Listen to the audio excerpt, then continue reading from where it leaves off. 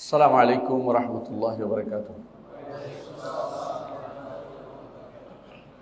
আলহামদুলিল্লাহি রাব্বিল আলামিন ওয়াস সালাতু ওয়াস সালামু আলা আশরাফিল আমবিয়া ওয়াল মুরসালিন নবিয়িনা মুহাম্মদ ওয়া আলা আলিহি ওয়া আসহাবিহি আজমাইন, আম্মা বা'দ। আমরা দার্স নিচ্ছিলাম শাইখুল ইসলাম মুহাম্মদ ইবনে আব্দুল ওয়াহাব রাহমাতুল্লাহির কিতাব সালাসাতুল উসুল, তিনটি মূলনীতির উপরে। ইতিপূর্বে আমরা তিনটি মূলনীতি বর্ণনার আগে চারটি মাসালা পড়েছি, মাসাইল আরবা পড়ছি, মাসাইল আরবা চারটি মাসালা পড়েছি। সেটা কি ছিল? যা প্রত্যেক মুসলিম নরনারীর জন্য উপর কর্তব্য, সেটা হচ্ছে কিছু কর্তব্য ছিল। সেটা কি? ঈমান, আমল, তারপর হচ্ছে দাওয়া, তারপর সবর এবং সূরা আসর এর ব্যাখ্যাটা আমরা করেছি। তারপর আমরা আলোচনা করেছি যে তাওহীদের দাওয়াত, শিরক থেকে দূরে থাকা, কাফের মুশরিকদের থেকে দূরে থাকা, এগুলি পড়েছি। তো ওইগুলির পরে 7টা মাসালার পর আমরা গত পর্বে সেখানে থেমেছি যে আমরা ইনশাআল্লাহ উসুলুত সালাসা, তিনটি মূলনীতি নিয়ে আলোচনা করব, যার উপরে বইটি রচিত হয়েছে। এই বইটি নিয়ে আলোচনা করব। শাইখুল ইসলাম মুহাম্মদ ইবনে আব্দুল ওয়াহাব রাহমাতুল্লাহি বলছেন, ফাইজা কিলা লাকা মাল উসুলুস সালাসা, যদি তোমাকে জিজ্ঞাসা করা হয় মাল উসুলুস সালাসা, তিনটি মূলনীতি কি? তিনটি মূলনীতি কি? আল্লাতী ইয়াজিবু আল ইনসান মারিফাতুহা, যা প্রত্যেকটি মানুষকে জানতেই হবে, প্রত্যেকটি মানুষকে জানতেই হবে। দেখুন, আমরা কিন্তু প্রথম যখন শুরু করেছিলাম তখন বলছিলাম 4টি জিনিস জানতে হবে, বলছিলাম না? তার মধ্যে প্রথমটা এলেম, যেটা এলেম, ঈমান, তারপর হচ্ছে আমল, তারপর দাওয়া, তারপর সবর। এর মধ্যে প্রথমটা হচ্ছে ইলম ও ঈমান। এই ইলম ও ঈমানের বিষয় হচ্ছে এই তিনটা, বুঝছেন তো?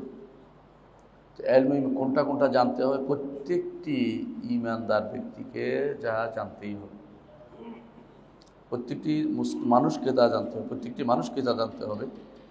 ঈমানদার হতে হলে তা লাগবেই, কোনোটাই ছাড় দেওয়া যাবে না। যে যত বেশি জানবে তত বেশি ঈমানদার হতে পারবে। যে যত বেশি জানবে তত বেশি ঈমানের মজবুতি আসবে, ঈমান বাড়বে। যে যত কম জানবে তার ঈমান তত ঠুনকো হবে, যে কোনো সময় চলে যাবে। ধরেন আজকে আমাকে একজন ফোন করেছে একটু আগে, রাসূলুল্লাহ সাল্লাল্লাহু আলাইহি সাল্লাম তিনি উম্মে হারাম বিনতে মিলহানের বাসায় গিয়েছিলেন, তিনি সেখানে ঘুমিয়েছিলেন। এই মহিলার বাসায় কেন গেলেন? মানে তার যে জ্ঞান নাই যে রাসূলুল্লাহ সাল্লাল্লাহু আলাইহি সাল্লামের তিনি একজন মাহরাম ছিলেন, এটা তার জ্ঞান নেই। বুঝে আসছে? মাহরাম এটা যদি না জানে তো দুনিয়ার সন্দেহ দিয়ে দানা বাঁধবে। বুঝে আসছে কথাটা? তো এইটুকু জ্ঞান, যত রসুল সম্পর্কে যত বেশি জানবে সন্দেহ তত দূরীভূত হবে। আল্লাহ সম্পর্কে যে যত বেশি জানবে তার সন্দেহ তত দূরে চলে যাবে। দিন সম্পর্কে যত বেশি জানবে তত বেশি অন্য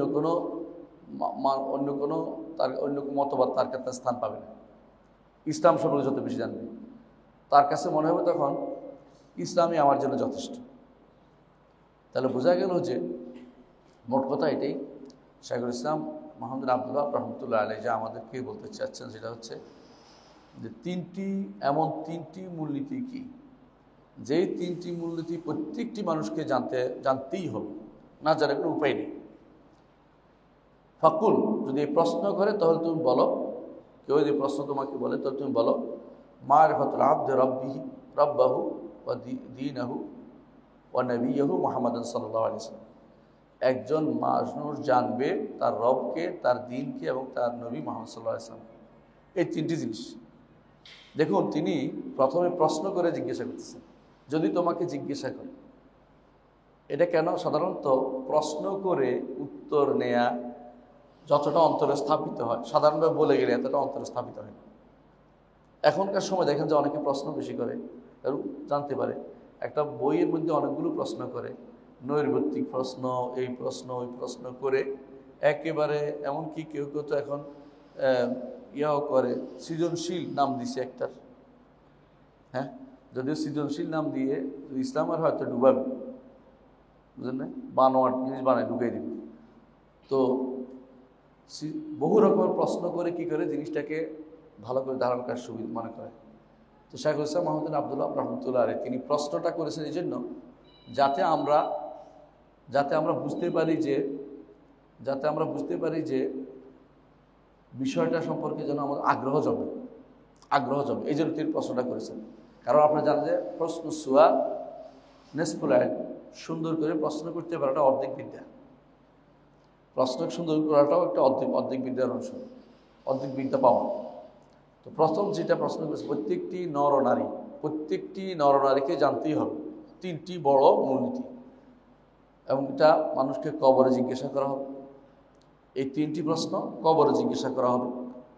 যদি এই 3টি প্রশ্ন যথাযথ উত্তর দিতে পারে তাহলে সে ব্যক্তি নাজাত পাবে। আর যদি উত্তর দিতে না পারে তাহলে কি বলবে? হা হা লা আদরি সামিউতুন নাস ইয়াকুলুনা ফাকুলতু, মানুষকে বলতে শুনেছি, আমিও তা বলেছি। বোঝা গেল যে কাফের নয়, বলছে। বুঝলেন কিনা? মানে সেও বলছে, এমন নয় যে শুনে নাই তা না, কিন্তু সেটা সে উত্তর দিতে পারছে না। কেন উত্তর দিতে পারে নাই? কারণ এই 3টা তার বাস্তব জীবনে ছিল না। এই 3টা প্রশ্ন তার বাস্তব জীবনে ছিল না, মিল ছিল না। আল্লাহকে রব মানেনি, মুখে বলছে আল্লাহ আমার রব, গানও গাইছে আল্লাহ আমার রব বলে, আল্লাহ আমার রব, এ রবই আমার সব, গানও গাইছে। কিন্তু আল্লাহকে রব মানার জন্য যে দাবি সেটা পূরণ করেনি। আল্লাহকে রব মানলে কি করতে হবে সেটা সে জানেনি।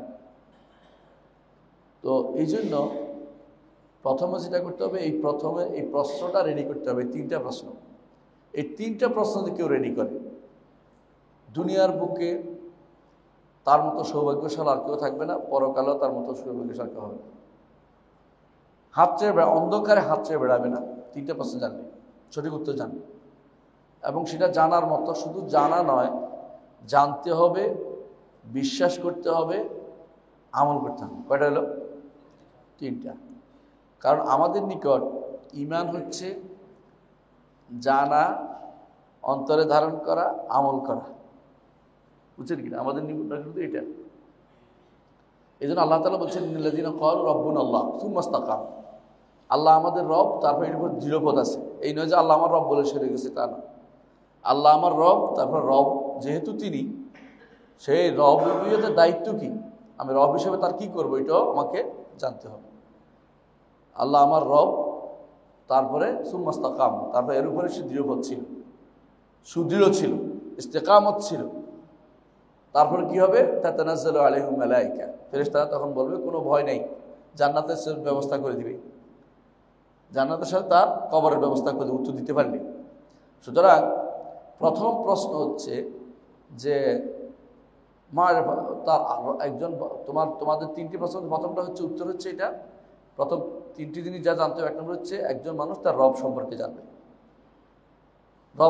জানবে, এইটা যদি কোনো জানে সে সুন্দর ইবাদত করতে পারবে। কার ইবাদত করতেছে যদি না জানে তাহলে কিন্তু সে তার ইবাদত গ্রহণযোগ্য হচ্ছে না। আপনি যদি এমন আল্লাহর ইবাদত করেন যে আল্লাহ সর্বত্র বিরাজমান, আপনি যদি এমন আল্লাহর ইবাদত করেন তার কোনো গুণ নেই, আপনি যদি এমন আল্লাহর ইবাদত করেন যিনি কলবে বাস করে আছে না কিছু মানুষ বলে, আল্লাহ, আপনি যদি এমন আল্লাহর ইবাদত করেন যে আল্লাহ সৃষ্টির ভিতরে, ময়লার ভিতরে, হ্যাঁ, সৃষ্টির সর্বত্র বিরাজমান, বলে আপনার কিন্তু আল্লাহকে চিনা হয় নাই। আল্লাহকে চিনলে তার বড়ত্ব অনুভব করতে হবে, আজমত, তিনি কত বড়। আল্লাহকে চিনলে তার বড়ত্বটা আগে ধারণ করতে হবে। ওয়াহুয়াল আলী আল আযীম, উপরেও বড়, উপরে শুধু তিনিই আছেন এবং তিনিই বড়। চিনার যে জিনিসটা, আল্লাহ তাআলা কোরআনে কারীমে তার পরিচয় যে আয়াতগুলোতে তুলে ধরেছেন, এগুলি মর্যাদাই বেশি, এগুলি মর্যাদা বেশি না? যেমন সূরা ইখলাস, তার মর্যাদা এত বেশি যে এটা কোরআনের 3 ভাগের 1 ভাগের সমমর্যাদাপূর্ণ। তাই বলে 3 বার পড়লে কোরআন খতম হবে ঠিক নয়। 3 ভাগের 1 ভাগ মর্যাদাপূর্ণ কেন? কারণ কোরআন তাওহীদ, আখিরাত এবং রিসালাত আলোচনা হয়েছে। তাওহীদের আলোচনা এই সূরার মধ্যে পুরোটাই, এই জন্য 3 ভাগের 1 ভাগ বলা হয়েছে। তাহলে তাওহীদের আলোচনা কেন বলেছে? আবার দেখেন আয়াতুল কুরসির মর্যাদা এত বেশি কেন? আল্লাহর পরিচয়, আল্লাহু লা ইলাহা ইল্লাহু। আবার দেখেন যেখানে যেখানে, এটা নয় শুধু, যেই জায়গাতে যেখানে আল্লাহু লা ইলাহা ইল্লাহুল হাইয়ুল কাইয়্যুম নাযালা আলাইকাল কিতাব, সূরা আল ইমরান শুরুতে যেখানে আল্লাহর নামের সাথে আল্লাহর পরিচয় তুলে ধরছে, এগুলিকে বলা হয়েছে ইসমুল্লাহিল আযম, আল্লাহর বড় নামের অন্তর্ভুক্ত। এবং এগুলি দিয়ে দোয়া করলে আল্লাহ কবুল করেন। কারণ আল্লাহর পরিচয় জানা হচ্ছে বড় কাজ, মানে কার ইবাদত করছেন তাকে জানতে হবে। দ্বিতীয় হচ্ছে কার ইবাদত করছেন ঠিক আছে, কিন্তু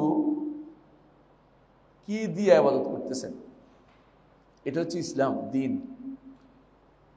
আপনি অন্য ধর্ম থেকে কিছু ইবাদত করতে পারবেন না, আপনাকে দ্বীন ইসলামের নিয়ম মেনে ইবাদত করতে হবে। দ্বীনে কি আছে? সালাত আছে, যাকাত আছে, সওম আছে, হজ আছে, এগুলো দিয়ে ইবাদত করতে হবে। তাহলে দুইটা আপনাকে জানতে হবে, কার ইবাদত করছেন জানতে হবে, কি দিয়ে ইবাদত করছেন সেটা জানতে হবে। আর 3 নম্বর হচ্ছে কিভাবে ইবাদত করবেন। 3টা বুঝছেন তো? কিভাবে? যেভাবে নবী সাল্লাল্লাহু আলাইহি ওয়াসাল্লাম দেখিয়েছেন। এই 3টাই হচ্ছে আপনার জীবনের জন্য সবচেয়ে গুরুত্বপূর্ণ। এটা কি? আপনি এই জন্য আল্লাহকে জানবেন, রবকে জানবেন, যে আল্লাহর ইবাদত করবেন এটা ভালো করে জানবেন তাকে। আর যেইটা দিয়ে তার ইবাদত করবেন, ইসলাম এর বিধিবিধান দিয়ে সেটা সম্পর্কে জানবেন। আর 3 নম্বর হচ্ছে কিভাবে করবেন সেটাও জানবেন। এই 3টে জিনিস করলে আপনি কিন্তু সারা জীবন আর উলট পালট করতে পারবেন না। আপনার এখানে কোনো শিরিক আসবে না, বেদাত আসবে না, আপনার এখানে কোনো মতবাদ আসবে না। আপনি তখন মনে করবেন যে আমি আমার রবের দাস, আমি আমার রবের ইবাদত করি, আমি অন্যদিকে যাইতে পারি না, আমি রবের ইবাদত করি। কিভাবে করি? ইসলাম দিয়ে করি। কি দিয়ে করি? ইসলাম দিয়ে করি। কিভাবে করি? মুহাম্মদ রাসূলুল্লাহ সাল্লাল্লাহু আলাইহি ওয়াসাল্লামের দেখানো পদ্ধতিতে করি। শুধু এই 3টি মূল নীতিকে এইভাবে বুঝতে হবে। বুঝে আসছে কথাটা? তাহলে আপনাকে প্রথম যেটা, আল্লাহকে চিনতে হবে। আল্লাহকে চিনতে হলে তাকে চিনতে হবে। একজন আল্লাহকে দেখছি আমরা? আল্লাহর মতো কাউকে দেখছি? দেখি নাই। যাকে দেখি নাই, যার মতো কাউকে দেখি নাই, তাকে চিনতে হলে সবসময় নির্ভর করতে হয় তার নাম, গুণ, কর্ম দিয়ে চিনতে হয়। আল্লাহকে চিনতে হলে এই 3টা দিনই চিনতে হবে, নাম, গুণ, কর্ম। নাম, গুণ, কর্ম দিয়ে চিনতে হবে। যদি কেউ আল্লাহর নাম অস্বীকার করে তো আল্লাহকে চিনতে পারবে। জাহমিয়ার আল্লাহর নাম অস্বীকার করত, জাহমিয়া সম্প্রদায় আল্লাহর নাম অস্বীকার করত। এমনকি দার্শনিকরা নাম ও গুণ কিচ্ছু মানে না। জাহমিয়ারা নাম, গুণ, কর্ম সব অস্বীকার করে। দার্শনিকরা আল্লাহও মানে না, আল্লাহ নামের নামটাই মানে না, আল্লাহ যে একটা সত্তা এটাও মানে না।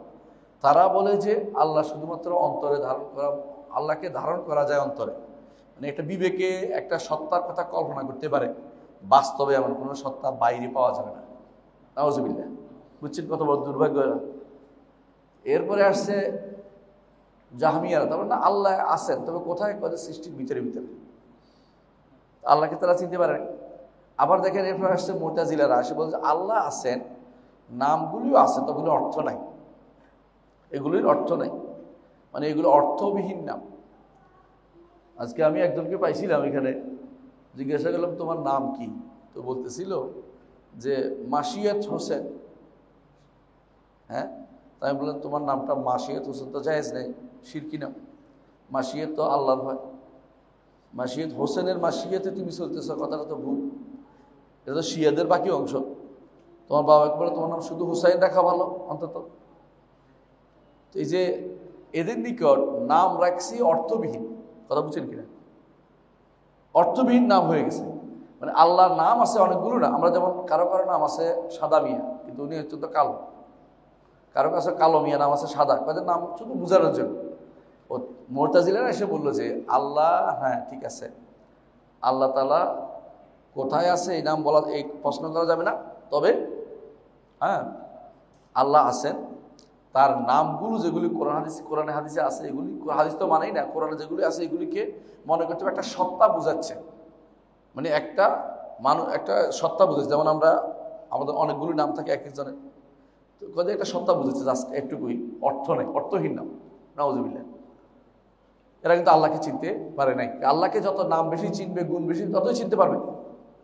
এরপরে আসছে আশায়েরি মাতুরিদিরা, ওরা আল্লাহকে চিনতে যায় বলছে আল্লাহর নাম আছে, হ্যাঁ, আল্লাহর গুণ খুব কম, 7টা গুণ আছে। কয়টা? 7টা গুণ আছে, বাকিগুলি না, বাকিগুলি বলা যাবে না। এরাও চিনতে পারেনি। আল্লাহকে চিনতে হলে নাম, গুণ এবং কর্ম দিয়ে চিনতে হবে। মুতাজিলা সে কর্ম ব্যবহার করছে না, আল্লাহ আমাদের কর্ম সৃষ্টি করে না, আমাদের কর্ম আমরা সৃষ্টি করি। তাহলে কর্মের মধ্যেও শিরিক করে বসছে, বুঝছেন তো? আল্লাহকে চিনতে হলে অন্তত আল্লাহর নাম, গুণ, কর্ম এগুলি আপনাকে চিনতে হবে। জগতের সবই আল্লাহর কর্ম। আমি, আপনি, পাহাড়, পর্বত, নদী, নালা, সূর্য, গ্রহ, নক্ষত্র, যত কিছু আছে সব কি আল্লাহর কর্ম। এগুলি দেখে তো আল্লাহকে চিনবেন। যেমন আসতে সামনে আলোচনা করব, আল্লাহকে চিনতে যদি হয়, রবকে চিনতে হলে আপনি অবশ্যই চিনবেন তাকে তার নাম, গুণ, কর্ম দিয়ে। তো নাম, গুণ, কর্ম দিয়ে যদি আল্লাহকে চিনতে হয়, যারা আল্লাহর নাম মানেনি তারাও আল্লাহকে চিনতে পারেনি, আল্লাহর গুণ মানেনি তারাও আল্লাহকে যথাযথভাবে চিনতে পারেনি, বুঝে আসছে? আর কর্মের ব্যাপারে যারা শিরিক করছে তারা আল্লাহকে চিনতে পারেনি। এই জন্য আল্লাহকে চিনতে হলে তার রবের নাম, গুণ, কর্ম সবগুলি আমাদেরকে জানতে হবে। আচ্ছা, এরপরে বলা হচ্ছে, আচ্ছা উপরে শুনতে পাচ্ছি। এরপরে বলছে যে প্রথম যেটা আল্লাহকে চিনতে হবে, রবকে চিনতে হবে। একজন বান্দা তার রবকে চিনবে, এটা প্রথম কর্তব্য। একজন বান্দা তার রবকে চিনবে, এটা হচ্ছে কি? প্রথম কর্তব্য। প্রথম কর্তব্য হচ্ছে আল্লাহকে চিনা। আমি আল্লাহকে চিনবে, প্রথম কর্তব্য। তো দ্বিতীয় কর্তব্য কি? দ্বিতীয় কর্তব্য হচ্ছে বান্দা তার দ্বীনকে জানবে, যে দ্বীন দিয়ে সে আল্লাহর ইবাদত করবে। সেটা আমরা একটু আগে বলেছি, আল্লাহ আমাদের উপর যা ফরজ করে দিয়েছেন করার জন্য এবং যা নিষেধ করে দিয়েছেন পরিত্যাগ করার জন্য যা বলেছেন। শুনতে অসুবিধা হচ্ছে না? তাহলে ঠিক আছে, আসেন। তো বান্দা চিনবে তার দ্বীনটাকে, যে দ্বীন দিয়ে সে ইবাদত করে, আল্লাহ যে দ্বীনটি দিয়ে সে আল্লাহর ইবাদত করে সেটা সে চিনবে। তো এই দ্বীনের মধ্যে কি হয়েছে? কিছু জিনিস মানতে হবে, কিছু জিনিস ছাড়তে হবে, কিছু জিনিস করতে হবে, কিছু জিনিস ছাড়তে হবে। এটা হচ্ছে দ্বীন। দান অর্থ হচ্ছে মেনে নেয়া। একটা সত্তায় কিছু জিনিস দিছে, এটা মেনে নেওয়ার নাম হচ্ছে দ্বীন। এই জন্য আমরা বলি ইসলাম হচ্ছে দ্বীন, ইসলাম ধর্ম না। পার্থক্য কি দ্বীন এবং ধর্মের মধ্যে? ধর্ম হচ্ছে যে যা ধারণ করে এটাই ধর্ম। যেমন বিদ্যুতের ধর্ম হচ্ছে স্পৃষ্ট করা, পানির ধর্ম হচ্ছে ভিজিয়ে দেয়া, বুঝে আসছে? দ্বীন, আমাদের ইসলাম তো এরকম না। আমাদের ইসলাম হচ্ছে অর্ডার, আমি অবে করি। তার একজনের অর্ডার দিয়েছে, আমি প্রতিপালন করি। আল্লাহ নির্দেশ দিছে, আমি পালন করি। এটা হচ্ছে দ্বীন। একটা অর্ডার থাকবে ডিভাইন, আরেকটা অর্ডার হচ্ছে আরেক মানুষ কিছু পালন করবে, এটা হচ্ছে দ্বীন। ধর্ম কিন্তু এরকম না, আমি একটা জিনিস যা ধারণ করি তাই ধর্ম হয়ে যায়। এজন্য ইসলাম কোনোদিন ধর্ম না, ইসলাম কি? দ্বীন। এজন্য দ্বীনের অনুবাদ কখনো ধর্ম করবে না ভুলেও, কারণ এটা খুশি হবে অনেকের কাছে। আমাদের কাছে না, ইসলাম হচ্ছে দ্বীন। আমাদের কাছে আমার নিজের পক্ষ থেকে কোনো যোগ করার সুযোগ নাই। আমার রবে না বললে মানি না, আমার রাসূলের পক্ষ থেকে না আসলে মানি না। সুতরাং আমি সারাদিন চেষ্টা করলেও একটা দিন বানাইতে পারবো না, একটা দিন বানাইতে পারবো না। হ্যাঁ, ধর্ম বানাইতে পারে মানুষ সারাদিন বসে বসে, কেউ মানব ধর্ম বানাচ্ছে বসে বসে, কত রকমের ধর্ম যে বানাচ্ছে হিসাব নাই। কিন্তু আমাদের নিকট দ্বীন ইসলাম। এই জন্য দ্বিতীয় যে জিনিসটা জানতে হবে, যে কি দিয়ে আল্লাহর ইবাদত করব, বুঝছেন তো? কি দিয়ে আল্লাহর ইবাদত করব, সেটা হচ্ছে কিছু জিনিস ছাড়তে হবে, কিছু জিনিস করতে হবে। কিছু জিনিস হারাম ছাড়তে হবে, নিষিদ্ধ জিনিস, আর কিছু হালাল জিনিস করতে হবে বা ওয়াজিব জিনিস করতে হবে। এটা হচ্ছে দ্বিতীয় নীতি, যা আমাদেরকে জানতে হবে। 3 নম্বর নীতি হচ্ছে যার দেখানো পদ্ধতিতে ইবাদত করব, কিভাবে ইবাদত করব তাকেও জানতে হবে। তিনি হচ্ছেন মুহাম্মদুর রাসূলুল্লাহ সাল্লাল্লাহু আলাইহি ওয়াসাল্লাম। তাকে জানতে হবে, নবীকে। কারণ আল্লাহর কাছ থেকে যে জিনিসটা আসছে, আমাদের কাছে আর কোনো মাধ্যম নাই। একমাত্র মাধ্যম হচ্ছে মুহাম্মদুর রাসূলুল্লাহ সাল্লাল্লাহু আলাইহি ওয়াসাল্লাম। এই মাধ্যমেই আমাকে দিন শিখতে হবে, নতুন কোনো মাধ্যমে আমাকে দিন পাওয়ার কোনো সুযোগ নেই। এলহাম, মানুষের এলহাম দিয়ে দিন সাব্যস্ত হবে না, কারামত দিয়ে দিন সাব্যস্ত হবে না, বুঝছেন কিনা? কেরামত দিয়ে কোনোদিন কেরামতি দেখাইয়া দিন সাব্যস্ত হবে না, বুঝে আসছে? মানুষদেরকে একেবারে ব্যাখ্যা চাকা খাওয়াই দিলেন কিছু বইলা, এগুলি দিন হবে না। আমাকে দিন মানতে হবে যেই পদ্ধতিতে আল্লাহ তাআলা তার নবীর কাছে শুধুমাত্র ওহী পাঠাচ্ছে, আর কারো কাছে ওহী আসে না। যত ব্যক্তি হোক না কেন, ওহী একমাত্র মুহাম্মদ রাসূলুল্লাহ সাল্লাল্লাহু আলাইহি ওয়াসাল্লামের কাছে আসছে, এরপরে আর কোনো ওহী আসে নাই। সুতরাং কারো কথা দলিল হইতে পারে না। কিভাবে ইবাদত করতে হবে আমার নবীজি এমনি বলছেন এমনি। এটাই হচ্ছে সল্লু কামা রাআইতুমুনি উসাল্লি, যেভাবে আমাকে দেখেছো সেভাবে সালাত আদায় করো। এবং এটাই হচ্ছে রাসূলুল্লাহ সাল্লাল্লাহু আলাইহি ওয়াসাল্লাম সে হাদিস, যিনি হজের মাধ্যমে তিনি বলেছিলেন লিতাখুযু আন্নী মানাসিকাকুম, আমার থেকে তোমরা হজ শিখে নাও, লাআল্লি লা আলকাকুম বা'দা আমি হাযা, হতে পারে আগামী বছর আর তোমাদের মধ্যে আমি থাকবো না। বুঝলেন কিনা? আমরা যদি এখন হজের ধরেন, আমি একবার আমাকে একজনের বই একটা দিয়ে বলছে এই বই দিলাম আপনাকে, কি জন্য? এটাকে দেখে দিবেন। আপনি কি করছেন আগে বলেন? বলছি এই জন্য হজের সময় অনেক ভিড় হয়, এটাকে হজে তো 3 মাস আছে, আমরা 3 ভাগ করে দিচ্ছি। কেউ জিল শাওয়াল মাসে, কেউ জিলকদ মাসে, কেউ জিলহজ মাসে এই এক হজ করবে। এটা হবে? ওই লোকেরা পিটানো দরকার না? আপনি আশ্চর্য হবেন, এটা নিয়ে একজন গবেষণা করে, খারাপ তো না, ভালো, আর কিসের ভালো হইলো? কুকুরি গেলাম। আমাদেরকে যে আরাফার মাঠ কি 3টা হবে? 3 সময় হবে। 9 তারিখে হতে হবে আমার নবী যেখানে দাঁড়িয়েছেন। এর আগে তো আরাফার মাঠ আরেকটা পাওয়া যাবে না। আরেক মাসে দাঁড়াইলে তো কোনো সওয়াব নাই। আরাফার মাঠে আসিয়ে তো আরাফার মাঠের বিকালবেলা আল্লাহ তাআলা নিকট আসমানে নেমে আসেন, বলতে থাকেন যে আমার বান্দারা কি চায় আমি তাদের ক্ষমা করে দিলাম। এটা তো আর অন্যদিন বলবে না। আর আপনি ওখানে ভাগ করতেছেন কিসের ভিত্তিতে? এই হলো হাওয়া প্রবৃত্তি। আমার নবী যেটা দেন নাই আপনি শত চেষ্টা করে পারবেন না। যদি আপনি না পারেন কমিয়ে লোক নেন, হাজী সাহেব কমাইয়ে নেন, কিন্তু আপনি যদি পারেন তাহলে বেশি নেন, কিন্তু আপনি ইচ্ছা করে সময়টা পরিবর্তন করতে পারবেন না, এই ক্ষমতা আপনার নাই। যদি কি পদ্ধতিতে ইবাদত করতে হবে সেটা আমার নবী যেটা দিয়েছেন সেটাই হতে হবে। এই 3টি জিনিস যে ব্যক্তি জানবে সেই ব্যক্তি দুনিয়াতেও সফল হবে, আখিরাতেও সফল। আর যে ব্যক্তি যত কম জানবে তত বেশি বিপদে পড়বে। এবং সেদিন বলবে হা হা হা, অর্থ কি জানেন? হাই হাই না। সে মনে করার জন্য মানুষ কি করে, অনেকক্ষণ কিছু মনে করতে না পারলে টেনশন করে করতে থাকে না? এটা হলো হা করতে থাকবে। এটা অর্থ সে চেষ্টা করবে স্মরণ করতে, কিন্তু আনতে পারবে না, কারণ সে কাজ করে নাই তো। হয়তো মুখে বলছে, কেউ জিজ্ঞাসা করছে, বলছে আল্লাহ আমার রব, গান গাইছে হয়তো, কিন্তু বাস্তবে কোনোদিন সে আল্লাহকে রব হিসাবে মেনে চলেনি এবং রাসূল্লাহ সাল্লাল্লাহু আলাইহি ওয়াসাল্লামকে দ্বীনের পথ প্রদর্শক হিসেবে মেনে চলেনি, এবং দ্বীন ইসলাম সম্পর্কে তার কোনো পড়ালেখা হয়নি। দুনিয়া সব পড়লেও ইসলাম নিয়ে পড়ালেখা তার সীমিত ছিল। দুনিয়া সব জানলেও ইসলাম নিয়ে জানার চেষ্টা সে করেনি। সুতরাং সে কীভাবে উত্তর দিবে?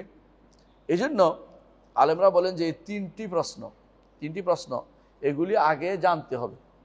আর জানলেই আমার জন্য ঈমান হয় না, আমাদের নিকট জানাই ঈমান নয়, জানার পরে অন্তরে রাখতে হবে, ধারণ করতে হবে, তাহলে ঈমান হবে। লা ইলাহা ইল্লাল্লাহ, এটা কি আরবরা জানতো না? রসুল বলছে, এবং এটা আরবরা জানে বলেই তারা বলতো না। আরবরা জানতো, জানার পরে কি বলতো না? বলা যাবে না। কেন?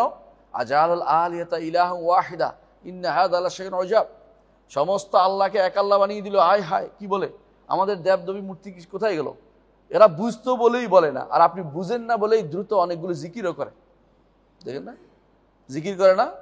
এবং সন্ধ্যা থেকে দেখবেন যে এক লোক জিকির করতে বসে গেছে, জিকিরে করতেছে তারা। হ্যাঁ, অনেক সময় জিকির করতে করতে বেহোশ হয়ে যাচ্ছে, লাফায় উঠতেছে, কখনো কখনো ছাদে উঠে যাচ্ছে, জিকিরের কোনো শেষ নাই। কিন্তু তারা ঈমান থেকে অত্যন্ত দূরে, কারণ তারা কিছুক্ষণ পরেই লা ইলাহা ইল্লাল্লাহ, আল্লাহ ব্যতীত কারো ইবাদত করা যাবে না, এই যে কথাটা, তিনি কারো ইবাদত নাই, সত্য ইলাহ আল্লাহ, একটু পরে পিশাবকে আবার আল্লাহ বানিয়ে ফেলবে। তিনি গায়েব জানেন মনে করে বসে রয়েছে, তিনি তার অন্তরের খবর জানেন মনে করলে তো শেষ। তিনি আমার উদ্ধারকারী, আমাকে বিপদ থেকে উদ্ধার করতে মনে করতে পারলে তো শেষ। তিনি তো মনে করেই, পীরের যারা মুরিদ তারা মনে করে, প্রত্যেকটি পীরের মুরিদ মনে করে পিশাব তার অন্তরের খবর জানে। আপনি কি জানেন? আমার জানা মতো একজন আমাকে এটাও বলছে যে আমি ওনার কাছে গেছি, উনি বলে ফেললেন তুমি এ নিয়ে আসছো। কেমনে জানলো? হ্যাঁ, কেমনে জানলো? নিশ্চয়ই তিনি গায়েব জানতো, কাফের, সঙ্গে সঙ্গে কাফের। অথচ এটা কিছুই না, এটা হলো শয়তানের কারবার। শয়তান এর মনে এটা উঠেই দিছে, এটা বল, এটা বলাই দিচ্ছে। শয়তান তো মানুষের রন্ধ্রে রন্ধ্রে প্রবেশ করে, বুঝেন না কথাটা? তো এই দোকা আপনি জানলে এর বলছে তুই এটা বল, ও বলছে এটা হতে পারে। আর অনেক সময় প্রেডিকশন থাকে, 10-12টা থাকে, একটা দুইটা বলে কেউ মিলে গেছে, আর কখনো মিলে না যে এটা বলবে না, মিলে তা বলবে, এটা হলো নিয়ম। এই জাতীয় মানুষগুলো এরা কিন্তু আল্লাহকে রব আসলেই মানেনি, যদিও জিকির করুক। এরা এই জন্য প্রথম কাজ হচ্ছে জানতে হবে, জানার পরে মানতে হবে। এলম, আমরা লা ইলাহা ইল্লাল্লাহর শর্ত বলি না, এলেমের পরে সেটাকে কবুল করে নিতে হবে, সেটাকে এনকিয়াদ করতে হবে, এই জিনিসটা অন্তরে ধারণ করতে হবে, এখলাসের সাথে ধারণ করতে হবে। এই শব্দগুলো আমরা বলি কেন? কারণ আসলে শুধুমাত্র আল্লাহকে রব মানছি, ইসলামকে দিন মানছি, এটা মুখস্থ করা জিনিস না। এটা হলো জানা, তারপরে অন্তরে ধারণ করা, তারপরে প্রতিপালন করা, কাজে নিয়ে আসতে হবে। যে সত্যি সত্যি আল্লাহ যদি আমার রব হয়, তাহলে আমার আর কোনো কি নাই, আর কেউ আমাকে পরিচালনা করতে পারে না, আর কেউ আমাকে বিধান দিতে পারে না, আর কেউ আমাকে শরীয়ত দিতে পারে না, আর কেউ আমার জন্য নতুন কোনো নীতি রচনা করতে পারে না। আল্লাহ যা দিয়েছেন আমার জন্য যথেষ্ট হবে। আলাইসাল্লাহু বিকাফিন আবদা, আল্লাহ তার দাসের জন্য যথেষ্ট, দাসদের জন্য আল্লাহ তাআলাই যথেষ্ট। হ্যাঁ, তিনি আমার রব, তিনি আমার মনিব, তিনি যা দিয়েছেন আমি দাস হিসাবে সেটাই নিব। দাসের কাজ নয় অতিমাত্রায় বাড়াবাড়ি করা, দাসের কাজ নয় অতিমাত্রায় এদিক সেদিক দৌড়াদৌড়ি করা। এই জন্য আল্লাহ তাআলা যেটা দিয়েছেন এটা নিয়ে সন্তুষ্ট থাকতে হবে। তো তিনটা জিনিস, একটা কি বলছি, জানতে হবে, বিশ্বাস করতে হবে, তারপরে আমলে নিতে হবে, আমলে নিতে হবে। এই তিনটা হচ্ছে ইসলামের নীতি। এটা বলেন দলিল লাগবে আমাদেরকে, দলিল দিচ্ছি। দলিল হচ্ছে রাসূলুল্লাহ সাল্লাল্লাহু আলাইহি ওয়াসাল্লামের হাদিস। তিনি বলেছেন যাকা তা'মুল ঈমান, ওই ব্যক্তি ঈমানের স্বাদ আস্বাদন করেছে, ঈমানের স্বাদ পেয়েছে যেই ব্যক্তি বলবে, যে ব্যক্তি মান রাদিয়া বিল্লাহি রাব্বান, যে আল্লাহকে রব মেনে সন্তুষ্ট। সন্তুষ্ট বুঝেননি? সন্তুষ্ট বুঝেননি? ছেলে একটা বড় কাজ করছে, আপনার একেবারে অন্তর বিগলিত হয়ে গেছে, তাই না? ছেলের উপর আপনি সন্তুষ্ট হয়ে তারা একবারে দোয়া করলেন কতক্ষণ, তাই না? সন্তুষ্ট হলে মানুষ বিরাগ বাঁধন থাকে আর কারো না। প্রত্যেকটি কাজে আপনি যদি মনে করেন রেদা বিল কাদা, আমার রবে যে ফয়সালা দিয়েছে এটাই ঠিক আছে, আমার রবে হাত কাটার নীতি দিয়েছে, চুরি করলে এটা ঠিক আছে, আমার রবে বেবিচারের শাস্তি দিয়েছে, অবিবাহিত হলে 100 বেত্রাঘাত, বিবাহিত হলে মৃত্যুদণ্ড, যে পাথর মেরে মৃত্যুদণ্ড, এটা ঠিক আছে। এই আল্লাহকে রব মানলে কিন্তু তার বিধানকেও মানতে হবে। রব সন্তুষ্ট আপনি তো, মান রাদিয়া বিল্লাহি রব্বান, আল্লাহকে রব মেনে যে ব্যক্তি সন্তুষ্ট, 1 নম্বর সে ঈমানের স্বাদ পেয়েছে। এটুকু যথেষ্ট। ঈমানের স্বাদ পেতে হলে আরো 2টা লাগবে, রাসূল বলছেন। 2 নম্বর হচ্ছে অবিল ইসলামি দীনা, আর ইসলামকে দিন হিসাবে মেনে সে সন্তুষ্ট। এখন তার কাছে আর অন্য কোনো মতবাদ স্থান পায় না, গণতন্ত্র, সমাজতন্ত্র, সেকুলারিজম, অমুকিজম, তমুকিজম, সোশ্যালিজম কিছু আর তার কাছে আসে না। ইসলাম আমার জন্য যথেষ্ট। ওগুলি পড়ায়ও না, পড়েও না। এগুলি পড়ে কেন পড়ায় আমাদের দেশে বলেন তো? পড়ে কি শুধু জানার জন্য, নাকি অনেকে বাস্তবায়ন করার জন্য পড়ায়? বাস্তবায়নের জন্য পড়ে। যারা এগুলি বাস্তবায়ন করার জন্য পড়ে, তারা ইসলামকে দিন হিসাবে যথেষ্ট মনে করছে না। ভালো করে খোঁজ নিয়ে বলেন, দেখবেন যে এখন কি আর ইসলাম চলে না, কেন বলে ফেলবে মুখ দিয়ে। এরকম যদি কেউ কয়, তাহলে সেই ব্যক্তি কি মুসলিম থাকবে? মুসলিম থাকবে না। কারণ ইসলাম এই বিশ্বাস করতে হবে যে ইসলাম কিয়ামত পর্যন্ত প্রত্যেক জাতি গোষ্ঠীর সমস্ত সমস্যার সমাধান করতে সক্ষম। এবং কেউ যদি না জানে, বুঝতে ইসলামে তার জান পড়া হয় নাই, সে যেভাবে অন্যগুলি আইনগুলি পড়ে, ইসলামটা এভাবে পড়লে কিন্তু ঠিকই বাস্তবায়ন করতে পারত। অনেকে বলে তো পারে না, কেন পারে না? আপনি পড়তে দেন না তো, আপনি যে এখনো পড়তে দেন না।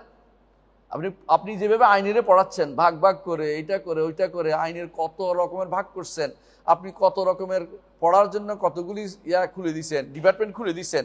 কেউ অর্থনীতি অমুক রাসাম, অর্থনীতি ব্রাসাম, কত রকমের নাম দিয়ে দিয়ে আপনি ওদেরগুলো মুখস্থ করাচ্ছেন, ছেলেদেরকে ওগুলাই দিচ্ছেন, আবার এদেরকে মাঠের কর্মে দিয়ে দিচ্ছেন।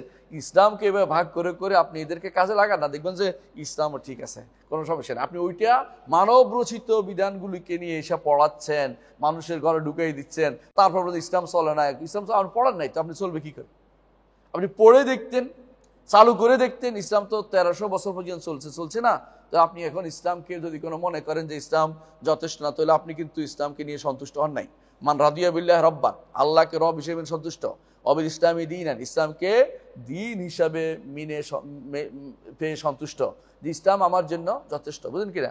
এই কথা রাসূল বলেছেন। অবি মুহাম্মাদির রাসূলান, আর 3 নম্বর হচ্ছে আমার জন্য পথ প্রদর্শক, আমার জন্য আদর্শ, আমার জন্য সম্পূর্ণ আদর্শ হচ্ছে কে? মুহাম্মদুর রাসূলুল্লাহ সাল্লাল্লাহু আলাইহি ওয়াসাল্লাম। যে যতটুকু তাকে মানবে ততটুকু আদর্শ হবে। একজন আলেম আমার জন্য আদর্শ কেন হবে? রাসূলকে মানছে বলি, আদর্শের অনুসারী আদর্শ। মুহাম্মদুর রাসূলুল্লাহ সাল্লাল্লাহু আলাইহি ওয়াসাল্লাম এবং ইব্রাহিম আলাইহিস সালাতু ওয়াস সালাম আমাদেরকে আল্লাহ তাআলা বলছেন যে ইব্রাহিম আলাইহিস সালাতু ওয়াস সালাম আমাদের জন্য আদর্শ কেন? শিরক ও তাওহীদের সাথে, শিরকের সাথে কোনো রকম কি করেন নাই, কুফরের সাথে আপোষ করেন নাই। তো আদর্শ হিসাবে ইব্রাহিম আলাইহিস সালাতু ওয়াস সালাম আমাদেরকে আল্লাহ তাআলা উল্লেখ করে দিয়েছেন এবং বলেও দিয়েছেন, ইজ ক্বালু লাকাদ কানা লাকুম ফি ইব্রাহিম উসওয়াতুন হাসানাতুন ফি ইব্রাহিম ওয়াল্লাযিনা মা, তোমাদের জন্য ইব্রাহিমের জীবনে আদর্শ রয়েছে। কি? ইজ ক্বালু, সব ব্যাপক না, কতটুকু? মা ইজ ক্বালু, যখন তারা বলল যে ইন্না বুরাআউ মিনকুম, ইব্রাহিম আলাইহিস সালাম তোমাদের থেকে আমি মুক্ত। কাদের থেকে? মুশরিকদের থেকে সম্পূর্ণ মুক্ত। ওয়াইমা তা'বুদুনা মিন দুনিল্লাহ, মুশরিকদের থেকে মুক্ত, মুশরিকের মাবুদদের থেকেও আমি সম্পূর্ণ মুক্ত। এটা হচ্ছে আল বারাআতু মিনাশ শিরকি ওয়া আহলি, আল বারাআতু মিনাশ শিরকি ওয়া আহলি, শিরক এবং মুশরিক থেকে মুক্ত হওয়া। এটা খুবই গুরুত্বপূর্ণ একটা জায়গা। ইব্রাহিম আলাইহিস সালাম সেটা দেখিয়ে দিয়েছেন। এই জায়গাতে ইব্রাহিম আলাইহিস সালামকে আমরা অনুসরণ করে চলি। আর ইব্রাহিম আলাইহিস সালাম মিল্লাত যেটা আছে এটাকে আমরা আবার চাঙ্গা করছে আমার নবী, এই জন্য আমরা আবার নিয়েছি। এই নয় যে ইব্রাহিম আলাইহিস সালাম মিল্লাত আমরা খুঁজে বের করতেছি। এখন কি করে অনেকে নাম দিছে মিল্লাতে ইব্রাহিমা, ইব্রাহিমই ধর্ম বানাইছে একটা, বুঝলেন কিনা? ইব্রাহিমী ধর্ম বুঝছেন কিনা? ইব্রাহিমী ধর্ম বানাইছে এই জন্য তারা মনে করছে যে ইহুদি নাসারা আর হলো মুসলিম, তাই বুঝছেন তো? এই তিনটাকে একসাথে মিলাইয়া যদি ইব্রাহিমী ধর্ম করা যায় তাহলে জগতে বোধ শান্তি প্রতিষ্ঠা করা যাবে। নাউজুবিল্লাহ, কথা বুঝছেন কিনা? এদের নাম দিছে ইব্রাহিমী ধর্ম নাম দিছে। এখন এটা বলে ইন্টারফেথ নাম দিছে আবার, মানে আন্তধর্ম মানে পরস্পর ধর্মের মধ্যে একটা হলো সংলাপ, একটা হলো কনভারসেশন, আলোচনা তো সমস্ত ধর্ম হইতে পারে, একটার বিরুদ্ধে একটা কথা বলতে পারে, আলোচনা হইতে পারে, কিন্তু আবার যদি সবটাকে এক করা হয় এটা কুফরি, এর চেয়ে বড় কুফরি আর কিছু নেই। কারণ ইসলাম কাকে বলে আপনারা জানেন? ইসলাম হচ্ছে আল ইসতিসলাম লিল্লাহি বিত তাওহীদ। 1 নম্বর, আল্লাহকে তাওহীদের সাথে আল্লাহর কাছে আনুগত্য প্রকাশ করা, যে আমি তাওহীদ নিয়ে আল্লাহ ইসতিসলাম, আল্লাহর কাছে আনুগত্য প্রকাশ করছি। 2 নম্বর হচ্ছে ইনকিয়াদ লাহু বিত তাআ, হচ্ছে আল্লাহর নির্দেশের কাছে মাথা পেতে নেওয়া। 3 নম্বর হচ্ছে শিরক এবং মুশরিক থেকে মুক্ত হওয়া। আপনি যদি অন্য কোনো ধর্মের সাথে কোনো রকমের মিল মহব্বত করেন তাহলে কিন্তু বোঝা গেল যে আপনার ইমানের মধ্যে দুর্বলতা আছে। অমুক দেশের কোন পোপ বেটা মারা গেছে, আমার সেখানে সুখ প্রকাশের 3 দিন পর্যন্ত সুখ প্রকাশ করতে হবে। কেন করতে হবে? কারণ আমি এখন হীনমন্যতায় ভুগছি, যদি না করি তাহলে আমারে বলবো যে এই লোক তো সাংঘাতিক গোড়া, আমি লিবারাল দেখানোর জন্য 3 দিন শোক প্রকাশ করে দিলাম। হ্যাঁ, এটা ইমানের সাথে সাংঘর্ষিক, ইমানদার হইতে পারে না। ইমানদার এদের মৃত্যুতে কোনোদিন শোক প্রকাশের জায়গা নয়। মুহাম্মদুর রাসূলুল্লাহ সাল্লাল্লাহু আলাইহি সাল্লাম এই জাতীয় মৃত্যুতে তিনি বলতেন, বড় বড় কাফেরদের নেতাদের মৃত্যুতে তিনি বলতেন যে মুস্তারাহুন ও মুস্তারাহু মিনহু, নিজেও আরাম করছে, অন্যদের থেকে অন্যকেও আরাম দিছে। অর্থাৎ আমরা বেঁচে গেছি, হে নিজেও গেছে, আমরাও বেঁচে গেছি, বুঝছেন কিনা? মানে আমাদের থেকে সে নিজেকে চলে গেছে, আমাদের বিপদ আর করতেছে না, আমরাও তার থেকে বেঁচে গেছি। এটার কথা আমরা মানে নিরাপত্তা পাইছি, এটা বোঝা যায়। তার সার থেকে, তার দুষ্টমি থেকে আমরা বেঁচে গেছি। এখানে আমি 3 দিনের শোক, কিসের শোক? ও ভাই, শোক প্রকাশ করা, 3 দিনের শোক প্রকাশ করা কাদের জন্য শোক প্রকাশ করবেন? আল্লাযিনা ইযা আসাবাতুহুম মুসিবাতুন ক্বালু ইন্না লিল্লাহি ওয়া ইন্না ইলাইহি রাজিউন। কাফের মরে গেলে কি মুসিবত হয়েছে? তো কি জন্য ইন্না লিল্লাহি ওয়া ইন্না ইলাইহি রাজিউন পড়বেন? হ্যাঁ, আপনি ইন্না লিল্লাহি ওয়া ইন্না ইলাইহি রাজিউন পড়বেন এই জন্য, যদি এটা বলেন যে আল্লাহর কথা স্মরণ করছি, মরেও যাইতে হবে, আমি যেতে হবে, এটা আলাদা কথা। কিন্তু শোক প্রকাশের জন্য এটা নাই, বুঝে আসছে কথাটা? আর ইসলাম শোক প্রকাশের সিস্টেমটাকে রাখেই নাই। একজন মানুষ স্বামী শুধু তার স্ত্রী শুধু তার স্বামীর জন্য 4 মাস 10 দিন শোক প্রকাশ করবে। এক মুসলিম তার আত্মীয়ের জন্য 3 দিনের পর্যন্ত 3 বেশি শোক করতে পারবে, হাদিসে আছে। কিন্তু অন্য কারো কাফেরের জন্য শোক প্রকাশের নীতি ইসলামে দেয় নাই, এই জাতীয় শোক প্রকাশ ইসলামে নাই। তাহলে আমি এটা কেন বলছি? এটা বলার উদ্দেশ্য এটা নয় যে আপনারা কি করছেন, এটা না, উদ্দেশ্য এটাই যে সে ইসলামকে নিয়ে যথেষ্ট মনে করতেছে না, সে মনে করতেছে লিবারাল হইতে হইব, আর একটু ছাড় দিতে হইব, নইলে মানুষ আমার খারাপ বলবে, বিশ্ব দরবারে আমি হেনস্থা হয়ে যাচ্ছি, বিশ্ব দরবারে আমার কি মাথা হ্যাট হয়ে যাচ্ছে, এই জন্য আমাকে এই ঘোষণা করতে হবে, ঘোষণা করতে হবে। ইসলাম তো এটা বলেন, আপনি মুসলিম হলে মুসলিমের মতো থাকবেন।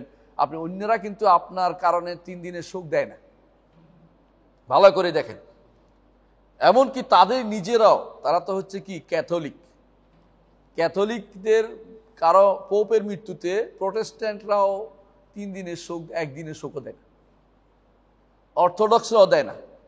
আপনি কোত্থেকে এসে এত বেশি দরদি হয়ে গেলেন? মাঠ থেকে মাসির দরদ বেশি? মানে বুঝেন না কথাটা? যাদের ক্যাথলিকদের জন্য, ওরা নিজেরা ধর্মের লোক, তারপরেও ওরা কিন্তু শোক দেয় না। আপনি এখন অতিরিক্ত দরদি হয়ে 3 দিনের শোক ঘোষণা করছেন। কেন আপনি 3 দিনের শোক ঘোষণা করবেন? কিসের কাজে লাগে আপনার এটা? যে এই গোষ্ঠী তারা তাদের সাথে মিলে তারা তাদের কথা বলুক, আমরা আমাদের কথা বলবো। লাকুম দীনুকুম ওয়ালিয়া দিন, এখানে অর্থ এটা। তাদের জন্য তাদের দিন, আমার জন্য আমার দিন, এটা হলো সত্য কথা। কিন্তু আমি তাদের ধর্মের যাইয়া বাড়াবাড়ি করে, আগ বাড়িয়ে তাদের ব্যাপারে বেশি কথা বলা, এটা ইসলাম অনুমোদন করে না। এই জন্য এটা মানে তাদের কাছে ভালো হওয়ার চেষ্টা করার দরকার নেই। সুবহানাল্লাহ, একটা সময় ছিল মুসলিমদের শাসকের কাছে ওরা লিখতো খুয়াইদে মুকুম, আপনাদের খাদেম। আমি নিজে লেখা দেখছি ওদের চিঠির মধ্যে লেখা আছে খুয়াইদে মুকুম, আপনাদের খাদেম। ইয়াতে যখন স্পেনে মুসলিমদের শাসন ছিল, তখন সেই সময়ে ওখানকার যে আশেপাশে যে সমস্ত খ্রিস্টান শাসকরা ছিল, ওরা চিঠি লিখতো যে আপনাদের খাদেম। কাকে লিখতো? স্পেনের খলিফার কাছে লিখতো। চিন্তা করতে পারেন? আর আমরা এখন খাদেম না, তাদেরকে কি বানিয়ে দিচ্ছি? দিন দিন তাদেরকে মাথার উপরে তুলে নাচতেছি। এটা আমাদের জন্য কখনো ঈমানের দাবি হইতে পারে না। এটা আমাদেরকে অবশ্যই জানতে হবে। আলা কুল্লি হাল, যেটা বলতে চাচ্ছিলাম, এই 3টি জিনিস একই হাদিসে আসছে। রাসূলুল্লাহ সাল্লাল্লাহু আলাইহি ওয়াসাল্লাম বলেছেন, ওই ব্যক্তি ঈমানের স্বাদ পাবে যে ব্যক্তি বলবে, যে ব্যক্তি সন্তুষ্ট হবে আল্লাহকে রব হিসাবে নিয়ে, ইসলামকে দিন হিসাবে নিয়ে, মুহাম্মদ সাল্লাল্লাহু আলাইহি ওয়াসাল্লামকে নবী হিসাবে নিয়ে। এটা হচ্ছে ইমাম মুসলিমের হাদিস। আরেকটা হাদিসের সকাল বিকাল পড়ার, এটা জানেন তো, রাদিতু বিল্লাহি রব্বান ওয়া বিল ইসলামি দীন ওয়া মুহাম্মাদিন নবিয়্যান। এটুকুই। নবিয়ান ও রাসূলান একসাথে নাই। নবিয়ান আছে কোথাও কোথাও, রাসূল আছে। একটা বলা যাবে, দুইটা একসাথে বলা সুন্নত না, নিয়ম না। বুঝে আসছে কথাটা? এটা দুইটা একসাথে বলবেন না। হ্যাঁ, বেশিরভাগ বর্ণনাতে আসছে নবিয়ানটা বলবেন, কোনো কোনো বর্ণনাতে রাসূলান আসছে, এটা দুর্বল। কিন্তু নবিয়ান ও রাসূলান একসাথে আসে নাই সহিহ হাদিসে, এজন্য সেটা বলা যাবে না। যেটুকু আসে এটুকুর মধ্যে রাখেন। এইটুকু আমাদের জন্য নীতি। এইটা রাসূলুল্লাহ দিয়েছেন যে সকাল বিকাল বলা অর্থ কি? সকাল বিকাল ইমানকে তাজা করা, মরা ইমানকে সোজা করা, যে আমি ইমান মরে যাচ্ছে এটাকে ঠিক করে নেই। আচ্ছা, আবার দেখেন এইটা ছাড়াও প্রতি আজানের মধ্যে আছে। কখন বলেন আজানের মধ্যে? আশহাদু আল্লা ইলাহা ইল্লাল্লাহ ওয়া আশহাদু আন্না মুহাম্মাদার রাসূলুল্লাহ, তখন বলতে হয় ওয়া আনা আশহাদু আন্না মুহাম্মাদার রাসূলুল্লাহ রাদিতু বিল্লাহি রাব্বান ওয়া বি মুহাম্মাদিন নবিয়্যান ওয়া বিল ইসলামি দীনান। এর একটু আকপিস আছে, এর আকপিস আছে, আগে মুহাম্মাদিন পরে না, এখানে আছে ওয়া বি মুহাম্মাদিন ওয়া বিল ইসলামি দীনান, এটা পরে আসছে এখানে। যেমনি রাসূল বলছেন এমনি বলবেন। এটা কখন বলবেন? ওয়া আনা আশহাদু আন্না মুহাম্মাদার রাসূলুল্লাহ রাদিতু বিল্লাহি রাব্বান ওয়া বি মুহাম্মাদিন নবিয়্যান ওয়া বিল ইসলামি দীনান। এরপরে বললেন আশহাদু আন্না মুহাম্মাদার রাসূলুল্লাহ। বুঝে আসছে? এটা বলার পর এটা বলবেন, আশহাদু আন্না মুহাম্মাদার রাসূলুল্লাহ বলার পর এটা বলবেন। ওয়া আনা আশহাদু আল্লা ইলাহা ইল্লাল্লাহ, এটাও বলবেন। এটাও আছে হাদিসে, যা সাব্যস্ত। আশহাদু আল্লা ইলাহা ওয়া আনা আশহাদু আল্লা ইলাহা ইল্লাল্লাহ ওয়া আনা কোনো বর্ণনা আসছে রাসূলুল্লাহ সাল্লাল্লাহু আলাইহি ওয়াসাল্লাম ওয়া আনা আমি যদি পুরোটা বলতে না পারেন আমিও, যাতে আপনি মুয়াজ্জিনের সাথে তাফাউল হয়। মুয়াজ্জিন যা বলছে আপনি তার সাথে নিজের কণ্ঠস্বর মিলাচ্ছেন। আর আমরা কি করি? আজানের সময় কথা বলতে আরম্ভ করি জোরে জোরে, যাতে মুয়াজ্জিনের শব্দ ডিস্টার্ব হচ্ছে মনে করি। এটা কিন্তু ঠিক না। অনেক দোয়া থেকে আপনি মাহরুম হয়ে যাচ্ছেন। এবং যে ব্যক্তি ইমামের সাথে এটা বলবে, তার তো হাদিসে তার তো সুসংবাদ দেওয়া হয়েছে যে সেই ব্যক্তি জান্নাতের অধিকারী হইতে পারবে যদি এগুলি বলতে পারে। কারণ শুধু বলা নয়, বলবে, বিশ্বাস করবে, আমলও করবে। কথা বুঝছেন তো? এইটা না হলে শুধু বলে সারাদিন যদি আপনি বলতে থাকেন কিন্তু আপনি অন্তরে ধারণ করলেন না, এটার কোনো অর্থ হবে না, এটা কোনো মূল্য হবে না। সুতরাং মনে রাখবেন, এই যে আমরা কয়টা কথা বললাম, যে রাসূলুল্লাহ সাল্লাল্লাহু আলাইহি ওয়াসাল্লাম আমাদেরকে শিখিয়ে দিয়েছেন এইভাবে, যে রাসূল বলেছেন গফর আল্লাহু যামবু, তার গুনাহ ক্ষমা করে দেওয়া হবে। যে ব্যক্তিটা বলবে আজানের সময়টা বলবে আশহাদু আন্না মুহাম্মাদার রাসূল, আশহাদু আল্লা ইলাহা ইল্লাল্লাহ, এর বিপরীতে কি? ওয়া আনা আশহাদু আন্না আল্লা ইলাহা ইল্লাল্লাহ আশহাদু আন্না মুহাম্মাদার রাসূলুল্লাহ, ওয়া আনা আশহাদু আন্না মুহাম্মাদার রাসূলুল্লাহ রাদিতু বিল্লাহি রাব্বান ওয়া বি মুহাম্মাদিন নবিয়্যান ওয়া বিল ইসলামি দীনান। এটুকু যে বলছেন, অন্তরে ধারণ করছেন, বিশ্বাস করছেন এবং কার্যে পরিণত করছেন বলে, তাহলে কি হবে? এবং কাজও রাখছেন। এর অর্থ হচ্ছে রাসূলুল্লাহ সাল্লাল্লাহু আলাইহি ওয়াসাল্লাম গফির লাহু যামবু, তার গুনাহকে ক্ষমা করে দেওয়া হবে। তাহলে কত সহজে গুনাহ ক্ষমা পাচ্ছেন। কিন্তু আপনাকে আসলে 3টা শিখিয়ে দিতে হবে। যে ব্যক্তি কুফরি মতবাদ শিখার জন্য সারাদিন লিপ্ত আছে, সে এটা বললে কুফরি মতবাদ আর পড়তে পারে? কারণ সে তো তাহলে মনে করতে হবে যে এটা হচ্ছে না। হ্যাঁ, কুফুরি মত একটা সময় পড়তে পারো যে এটা রদ করার উদ্দেশ্য, যে আমি এটাকে রদ করব। কয়জন আছে আপনি কি চিন্তা করেন যারা পড়তে বসে, এই যে অর্থনীতি পড়ে, সমাজনীতি পড়ে, পৌরনীতি পড়ে, অমুকের নীতি পড়ে, তমুকের নীতি পড়ে, এমনকি মানে সোশ্যালিস্ট একটা আছে, সোশ্যালিজম একটা আছে, মানে যেগুলো আপনি বিশ্বাস করেন, সমাজ কি একটা আছে, সমাজবিদ্যা না কি বলে এটাকে, ওইটার মধ্যে মানে মানুষ ব্যাঙ্গাসির লেজ পড়ে গেছে। এই জাতীয় জিনিস যারা পড়তেছে ওরা কি মনে করেন যে রদ করার জন্য পড়তেছে?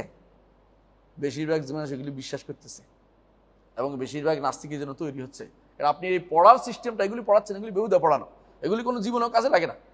যদি বিজ্ঞান কথা হলো, হ্যাঁ বিজ্ঞান কি আপনার একটা মাছের কিভাবে বড় করবেন এটা আলাদা কথা, একটা খাবারের কিভাবে বড় করে মানুষ অনেক মানুষের খাওয়াইতে পারবেন, হ্যাঁ এটা আলাদা কথা। কিন্তু আপনি যেগুলি পড়াচ্ছেন এগুলি তো ইসলাম বিরোধী সরাসরি। আপনি এগুলি কেমনে পড়েন? ইসলাম বিরোধী পড়ার পরে আপনি অন্তর ধারণ করতেছেন এবং এগুলি আরেকজনের পড়াইতেছেন, ডিপার্টমেন্ট খুলতেছেন, নতুন নতুন ডিপার্টমেন্ট। আপনি কত কত কুফরি রচনা করছেন, আপনি কি বুঝেন? কুফরির পথ রচনা করতেছেন আপনি। ইমানদার কখনো কুফরির পথ রচনা করতে পারে না। সুতরাং এই তিনটি জিনিস সারা জীবনের সম্পদ। রাদিতু বিল্লাহি রাব্বান অবিল ইসলামি দীনান অবি মুহাম্মাদিন নবিয়ান। আপনার মনে আছে রাসূলুল্লাহ সাল্লাল্লাহু আলাইহি ওয়াসাল্লাম একদিন বসা ছিল, এমন সময় ওমর রাদিয়াল্লাহু আনহু যখন বলছিলেন এটা, তিনি ওমর রাদিয়াল্লাহু আনহু যখন আসছে তাওরাত পড়ছিলেন, তখন রাসূল রাগ করছিলেন। তখন শেষে কি বলছে? রাসূলুল্লাহ সাল্লাল্লাহু আলাইহি ওয়াসাল্লাম যখন রাগ করছে, ওমর রাদিয়াল্লাহু আনহু বলে ফেলছেন রাদিতু বিল্লাহি রাব্বান অবিল ইসলামি দীনান অবি মুহাম্মাদিন নবিয়ান। এর অর্থ হচ্ছে শেষ কথা হচ্ছে সব বাদ, আমার রাসূল যথেষ্ট, আমার ইসলাম যথেষ্ট, আমার রব আমার জন্য যথেষ্ট। এর হচ্ছে এটুকু বলার অর্থ হচ্ছে আপনার জীবন সার্থক, আপনি কিন্তু নিজেকে ঈমানের উপর রাখতে পারবেন। এখন আসি আমরা সামনে আলোচনা করি। এটুকু বুঝলাম, তাহলে আমাদের কি লাগবে? আল্লাহকে রব মানতে হবে, ঈমান এবং রাসূলকে, আমাদের দ্বীনকে, ইসলামকে আমাদের অন্তরে ধারণ করতে হবে। ইসলাম আমাদেরকে দ্বীন হিসাবে নিতে হবে, ধর্ম না, তাই না? ইসলামকে দ্বীন হিসেবে, অর্থাৎ আমাকে যেসব ইসলামে অর্ডার দিয়েছে এগুলি মানতে হবে, যেগুলি নিষেধ করেছে এগুলি ছাড়তে হবে। এগুলি এটা যদি আপনার অন্তরে ঠিকই ধারণ করতে পারেন, আর মুহাম্মদ সাল্লাল্লাহু আলাইহি ওয়াসাল্লাম যেমনি বলছে সেভাবে করবেন, আপনি কিন্তু আপনি সফল, কোনো কথা নেই, সফল, জান্নাতে যাবেন। কারণ জান্নাতে যাবেন কারণ আপনি এর বাইরে যেতে পারতেছেন না। মানুষের জীবনে আমি এখানে বসছি, ধরেন একটা কাজ, আপনি বসছেন, আমরা যেভাবে বসছি, আমরা যে কোনো এখানে গান বাদ্য নিবে যায় যাবে, তাহলে উল্টো হবে, ইসলাম বিরোধী হবে। তো বোঝা যাচ্ছে এই তিনটে জিনিস আপনার জীবনের জন্য যথেষ্ট। এই জন্য শেখ আব্দুল আব্দুল লতিফ বলেছেন, শেখ আব্দুল লতিফ হচ্ছে শেখ মোহাম্মদ ইব্রাহিম আলু শেখের দাদা। উনি বলতেছেন যে এই তিনটি হচ্ছে পুরা দিনের মধ্যে ঘুরে। কেউ যদি ভালো করে চিন্তা করে যে এই তিনটি জিনিস, আল্লাহকে রব মানা, ইসলামকে দিন মানা এবং মুহাম্মদ সাল্লাল্লাহু আলাইহি ওয়াসাল্লামকে রাসূল হিসাবে মেনে জীবনের সর্বক্ষেত্রে মেনে চলা দিনের জন্য যথেষ্ট। একজন মানুষের আর কিছু লাগে না। বুঝে আসছে কথাটা? এই তিনটে জিনিস যথাযথ মেনে চলবে। আচ্ছা, এখন যদি বলতে পারেন, বলে তো রব হিসেবে বললেন, রব তো চিনালেন না, রব কাকে বলে এইটা আমাকে এখন উনি বলবেন, নিজেই বলবেন, প্রশ্ন করে উত্তর দিবেন। কারণ আমরা বলেছিলাম শাইখুল ইসলাম মওদুদী আব্দুল ওয়াহাব রাহমাতুল্লাহ একটা বড় সৌন্দর্য হচ্ছে কর্মকাণ্ডের, তিনি প্রশ্ন করে আপনাকে তুলে দিতেন, অন্তরের ভিতরে তাড়াতাড়ি ঢুকান দিতেন জিনিসটা, এরপর আপনি উত্তরটা দিবেন। তিনি বলছেন ফাইজা কিল এলাকা, এরপর তোমাকে যদি কোনো কেউ প্রশ্ন করতে পারে যে আপনি তো আল্লাহকে রব মানতে বলছেন, রব তো বুঝি নাই। অনেকে বলতে পারে রব তো বুঝি নাই। আমাদের সমস্যা হচ্ছে রব এবং ইলার মধ্যে পার্থক্য করতে না পারা। এটা কি বলছিলাম?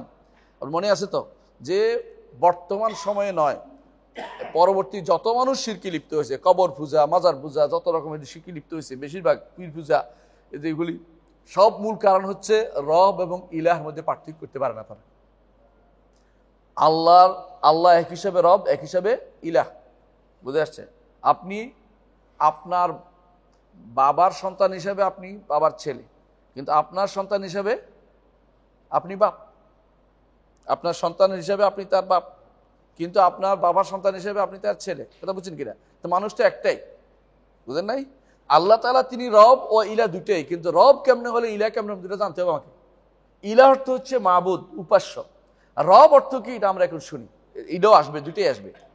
ফাইজা কিল এলাকা, যখন আপনাকে বলা হয় মার রাব্বুকা, আপনার রবকে, কুল ফাকুল, তাহলে আপনি বলুন রব্বি আল্লাহ, আমার রব হচ্ছেন আল্লাহ। আল্লাহ বলে যথেষ্ট হবে, আর বাকি আছে। আল্লাহ তো আমার রব, তুই কেমনে বুঝছি আল্লাহ আমার রব? আল্লাযী রব্বানি, যিনি আমাকে লালন পালন করেছেন।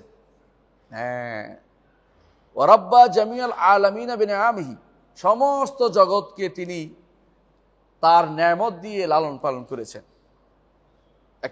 একটা ছোট্ট একটা পোকাকে কি নেয়ামত দেয় না? পোকার খাবারের ব্যবস্থা কে করে বলেন তো? একটা মশা, একটা মাছি, একটা মাকড়সা, এদের খাবারের ব্যবস্থা আমার রবে করেন। পিঁপড়ার খাবারের ব্যবস্থা আমার রবে করেন। কত কোটি কোটি কোটি কোটি পিঁপড়া আছে, সেগুলি খাবার ব্যবস্থা আমার করেন। সেগুলি কিন্তু কোন হারাম খেয়েছে, হারাম খাওয়ার চিন্তা তাদের জন্য নাই, আল্লাহ সেটা রিজিকের ব্যবস্থা করতেছেন। আপনি কেন হারাম ছাড়া আপনার রিজিক নাই মনে করছেন? আপনার রিজিক যদি হারামের মধ্যে যেতেই হয়, যাবেন না, মানে আপনাকে চেষ্টা করতে দূর করতেছে বলে যাবো না। কারণ আমাকে যতটুকু না হলে মরে যেতে হবে, অতটুকু ছাড়া অতিরিক্ত আমাকে হারামে যাওয়ার অনুমতি দেওয়া হয়নি। তো বুঝছেন, মানে অন্তত এই যদি একেবারে বলে আর কিছু না, মরে যাচ্ছি, তখন খাওয়া যাবে, এর বাইরে তো আমাকে হারামে যাইতে অনুমতি নাই। বুঝে আসছে? তাহলে আমি কেন হারামে যাব? আমার জন্য কি আল্লাহ রিজিকের ব্যবস্থা করবেন না?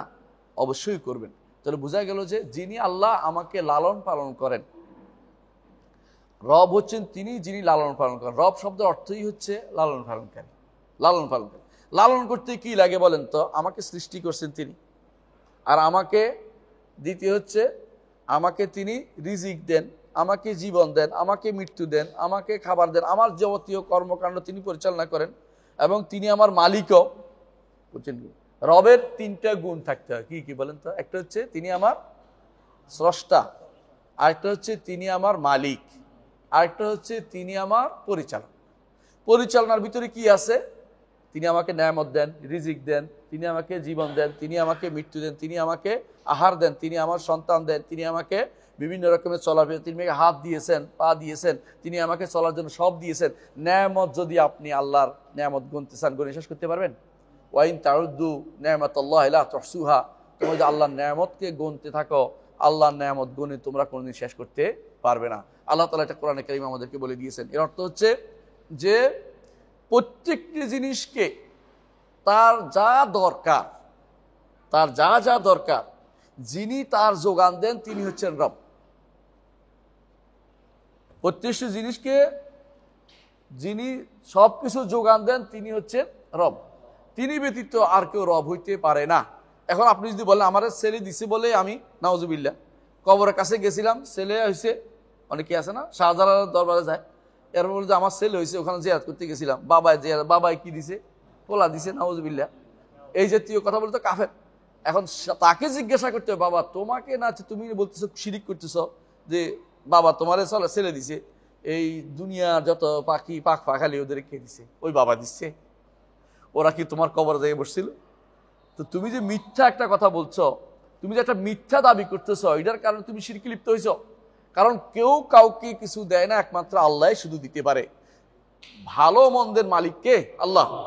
আল্লাহ তার নবীকে বলছে, কুল লা আমলিকু লিনাফসি নাফআন ওয়ালা দাররা, হে নবী বলে দিন আমি আমার নিজের জন্য ভালো কিংবা মন্দের কোনো মালিক নই। তাহলে তোমার জন্য অন্য কেউ দিবে? নবী নিজেই পারেন না, নবী নিজেই ভালো মন্দ কোনোটাই দিতে পারেন না, নিজের জন্য করতে পারেন না, তোমাকে কিভাবে দিবেন? হ্যাঁ, তোমাকে কিভাবে? রাসূল নিজে ডেকে বলছেন যে হে সফিয়া আমার ফুফু, তোমাকে আমি কিছু করতে পারবো না। হে ফাতেমা তোমার নিজের পথ নিজে দেখো, আমি তোমার জন্য কিছু করতে পারবো না। এই হচ্ছে আমার নবী মুহাম্মদুর রাসূলুল্লাহ সাল্লাল্লাহু আলাইহি ওয়াসাল্লাম। তিনি কিছু করতে পারেন।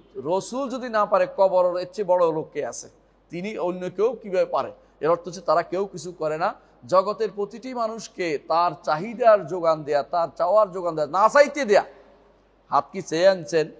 চোখটা চেয়ে আনছেন? বরং চোখটা চেয়ে আনেন না, চোখটা যদি নষ্ট হয় কত কিছু ব্যবহার করে, এদের চশমা, ওষুধ, কত কিছু দিতে হয় যে আল্লাহর দেয়া জিনিসটা যেন নষ্ট না হয়ে যায়। হাত নষ্ট হলে কত চিল্লাচিল্লি করেন, কোন দেশে যান ঠিক করতে, কিন্তু এগুলি সবই কিন্তু না চাইতে তিনি দিয়েছেন, না চাইতে তিনি দিয়েছেন। এত কিছু যিনি দিয়েছেন তিনি হচ্ছেন রব। রব হচ্ছেন ওই সত্তা যিনি আমাকে লালন পালন করেন এবং সমস্ত জগৎকে তার আল্লাহ তার নিজস্ব নেয়ামত দিয়ে লালন পালন করছেন, নিজের নেয়ামত দিয়ে লালন পালন করছেন। তিনি হচ্ছেন আমার রব, তিনি হচ্ছেন আমার রব। এবং এই রবের জন্য আমরা বলেছি তিনটি গুণ কি? সৃষ্টি, মালিকানা এবং পরিচালনা। পরিচালনা অর্থই হচ্ছে সব কিছু তিনি দিবেন। আল্লাহ তাআলা কোরআনে কারিমে সূরা তাহার 49-50 নম্বর আয়াতে বলছেন, মুসা আলাইহিস সালাতু ওয়াস সালাম যখন বললেন যে কার কাছে আসছেন? ফেরাউনের কাছে আসছেন। ফেরাউনের কাছে এসে বললেন যে আল্লাহকে রব মানো। হ্যাঁ, আমার রব বলছে আমার রব্বুকুমা, তোমাদের আমাদের আলাদা রব আসলো থেকে, নাউজুবিল্লাহ। কারণ সে দাবি করছে আনা রব্বুকুমুল আলা, আমি তোমাদের বড় রব, নাউজুবিল্লাহ। মুসা আলাইহিস সালাতু ওয়াস সালাম তখন তাকে স্মরণ করিয়ে দিলেন রব্বুনাল্লাযী আ'তা কুল্লা শাইইন খালকাহু সুম্মা হাদা, আমার রব প্রত্যেকটি সৃষ্টিকে যথাযথ আ'তা কুল্লা শাইইন খালকাহু, প্রত্যেকটি জিনিসকে তার সৃষ্টি কিভাবে হবে সেটা পূর্ণ রূপ তিনি দিয়েছেন। তারপর সৃষ্টির রূপ দিয়ে সৃষ্টি করেছেন, তারপর তাকে পথ দেখিয়েছেন কে কিভাবে তার দুনিয়াতে চলতে হবে, জগতে, সেটা তার পথ দেখিয়ে দিয়েছেন। আপনি কি বুঝেন? ছোট মাছও বুঝে কোথায় তাকে যেতে হবে, বুঝেন কিনা?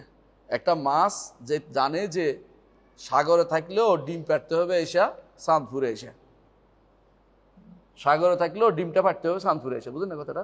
এরপরে ডিম ছাড়লে দুনিয়া ভর্তি হয়ে যায়, আপনারা এই ইলিশ মাছ খান, কিন্তু আপনি জানেন যে এটা কিন্তু এই মিঠা পানির মাছ না, কিন্তু আসে মিঠা পানিতে ছেড়ে যায়, তাই না? এর অর্থ হচ্ছে তাকেও দেখাই দিয়েছেন কোথায় কি করতে হবে। একটা ছোট বাচ্চা যখন দুনিয়াতে আসে, মায়ের দুধ টানতে হবে, এটা কে শিখিয়ে দিল? একটা ছোট বাচ্চা, ছোট একেবারে বাঘের বাচ্চা, ছোট কাল থেকে সে বুঝতে পারে যে সে কিন্তু অন্য কারো মতো না, তার মধ্যে আলাদা একটা চেতনা তাকে দিয়ে দিয়েছেন আল্লাহ তাআলা। এর অর্থ হচ্ছে প্রত্যেকটি প্রাণীকে আল্লাহ তাআলা বিশেষ ধরনের যে যোগ্যতা দিয়ে তিনি সৃষ্টি করেছেন। এইটাই হচ্ছে জগতের সব কিছু তার জন্য করে তৈরি করে দিয়েছে, তার মতো করে চলার মতো। এইটা আমার রব ছাড়া কেউ করতে পারেনি। যত মানুষ যত চিৎকার করে, মিথ্যা কথা বলে, কিছুই না, কেউ দাবিও করে নাই যে রব। যে দাবি করছিল আল্লাহ তাকে বলছেন ফাআখাযাহুল্লাহু নাকালাল আখিরাতি ওয়াল উলা, আগের এবং পরে যে দাবি করেছে, দুই দাবির কারণে আল্লাহ তাআলা তাকে পাকড়াও করেছেন এবং তাকে ডুবিয়ে মেরেছেন। এবং কেন ডুবিয়ে মেরেছেন? কারণ সে বলছিল এই যে নাহার সমূহ আমার চারপাশে প্রবাহিত, অর্থাৎ তার নাহার বলছে, আল্লাহকে তোর নাহারের দাবির খানে তোরেই ডুবিয়ে মারবো। আল্লাহ তাআলা তাকে সেখানে ডুবিয়ে মেরে দেখাইছেন তুমি রব হওয়ার কোনো যোগ্যতা নাই, তুমি ডুবে মরে গেছো, কোনো সাঁতরায় উঠতেও পারো নাই, তো তোমার জিনিস যদি হয় তোমার ডুবে মেরে ফেললো কেন? হ্যাঁ, সে দাবি করছিল হাযিল আনহারু তাজরি মিন তাহতি, এই যে আমার আশেপাশে নদীগুলো আমার, হ্যাঁ, আল্লাহকে তোর ওইটার মধ্যে ডুবাই মারবো, দেখবি তুই কেমন ডুবে মরছো এটার ভিতরে।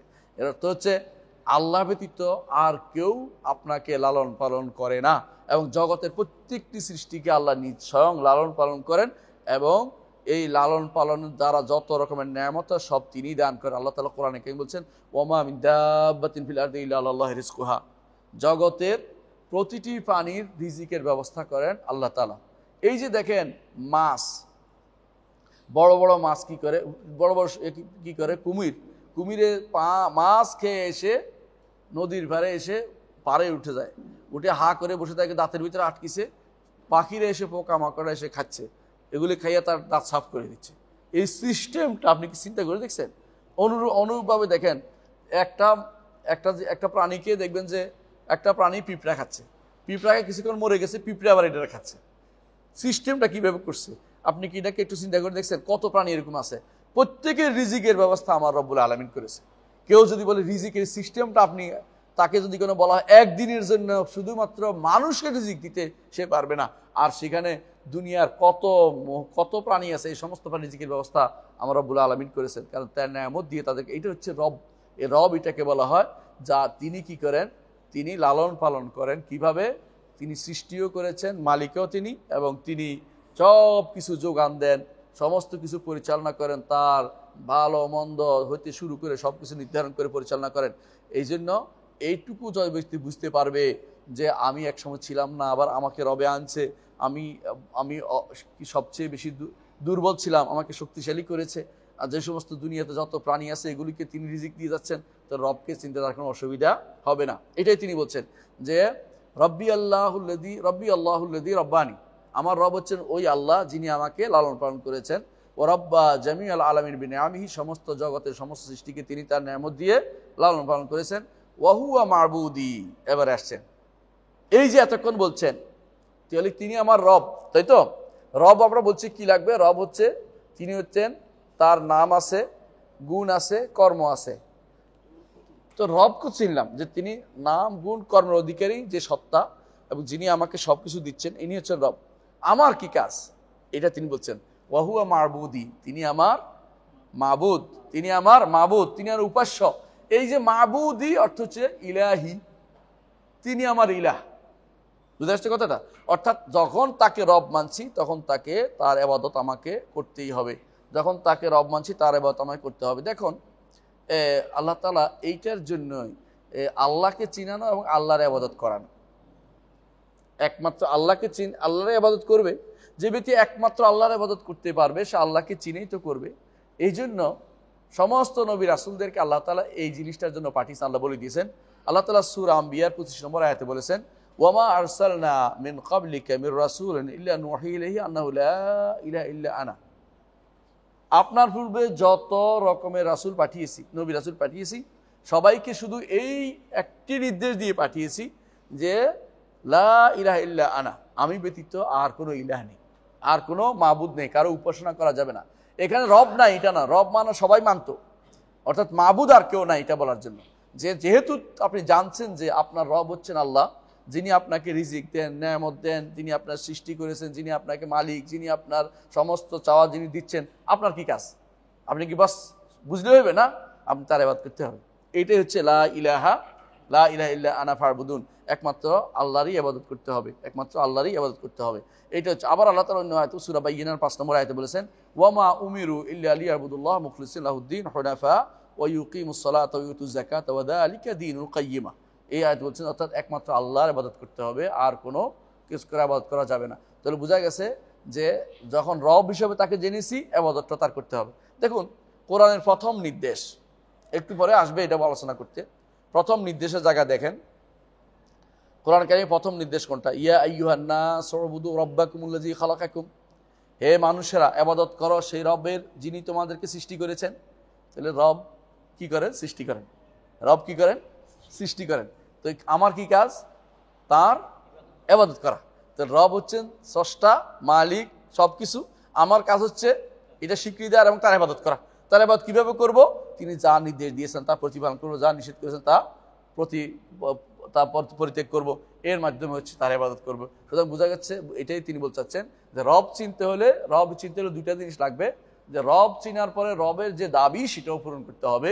রব হওয়ার দাবি হচ্ছে তাকে ইলাহ হিসাবে মেনে নেওয়া, তাকে মাবুদ হিসেবে মেনে নেওয়া। এই জন্য বলছেন ওয়াহুয়া মাবুদি লা মাবুদ লাইসা লি মাবুদুন সিওয়া, তিনি ব্যতীত আমার আর কোনো মাবুদ নাই, আমি আর কারো ইবাদত করি না, তার ব্যতীত কারো কাছে মাথা নত করি না, তার কারোর জন্য কি করি না? কোরবানি করি না, তিনি ব্যতীত কারোর জন্য কোনো মান্নত করি না, তিনি ব্যতীত কারোর জন্য সিজদা করি না, রুকু করি না, কারোর জন্য কোনো কিছু দান করি না, কারোর জন্য জবে করি না, এবং কারো কাছে আমি ভয়ে মরে যাই না। ভয়ে মরে যায় বুঝেন কিনা? ভয়ে বুঝেন কিনা? কেউ যদি কোনো কবর পাশ দিয়ে যাওয়ার সময় ভয়ে আড়ষ্ট হয়ে যায়, এই কবর গরম কবর, উল্টাই দিবে আমার গাড়িটা, হ্যাঁ, তাহলে তিনি ভয় মরে যাচ্ছে, তাহলে আল্লাহর ভয়ের চেয়ে বেশি হয়ে গেছে, শিরিক হয়ে গেছে সঙ্গে সঙ্গে।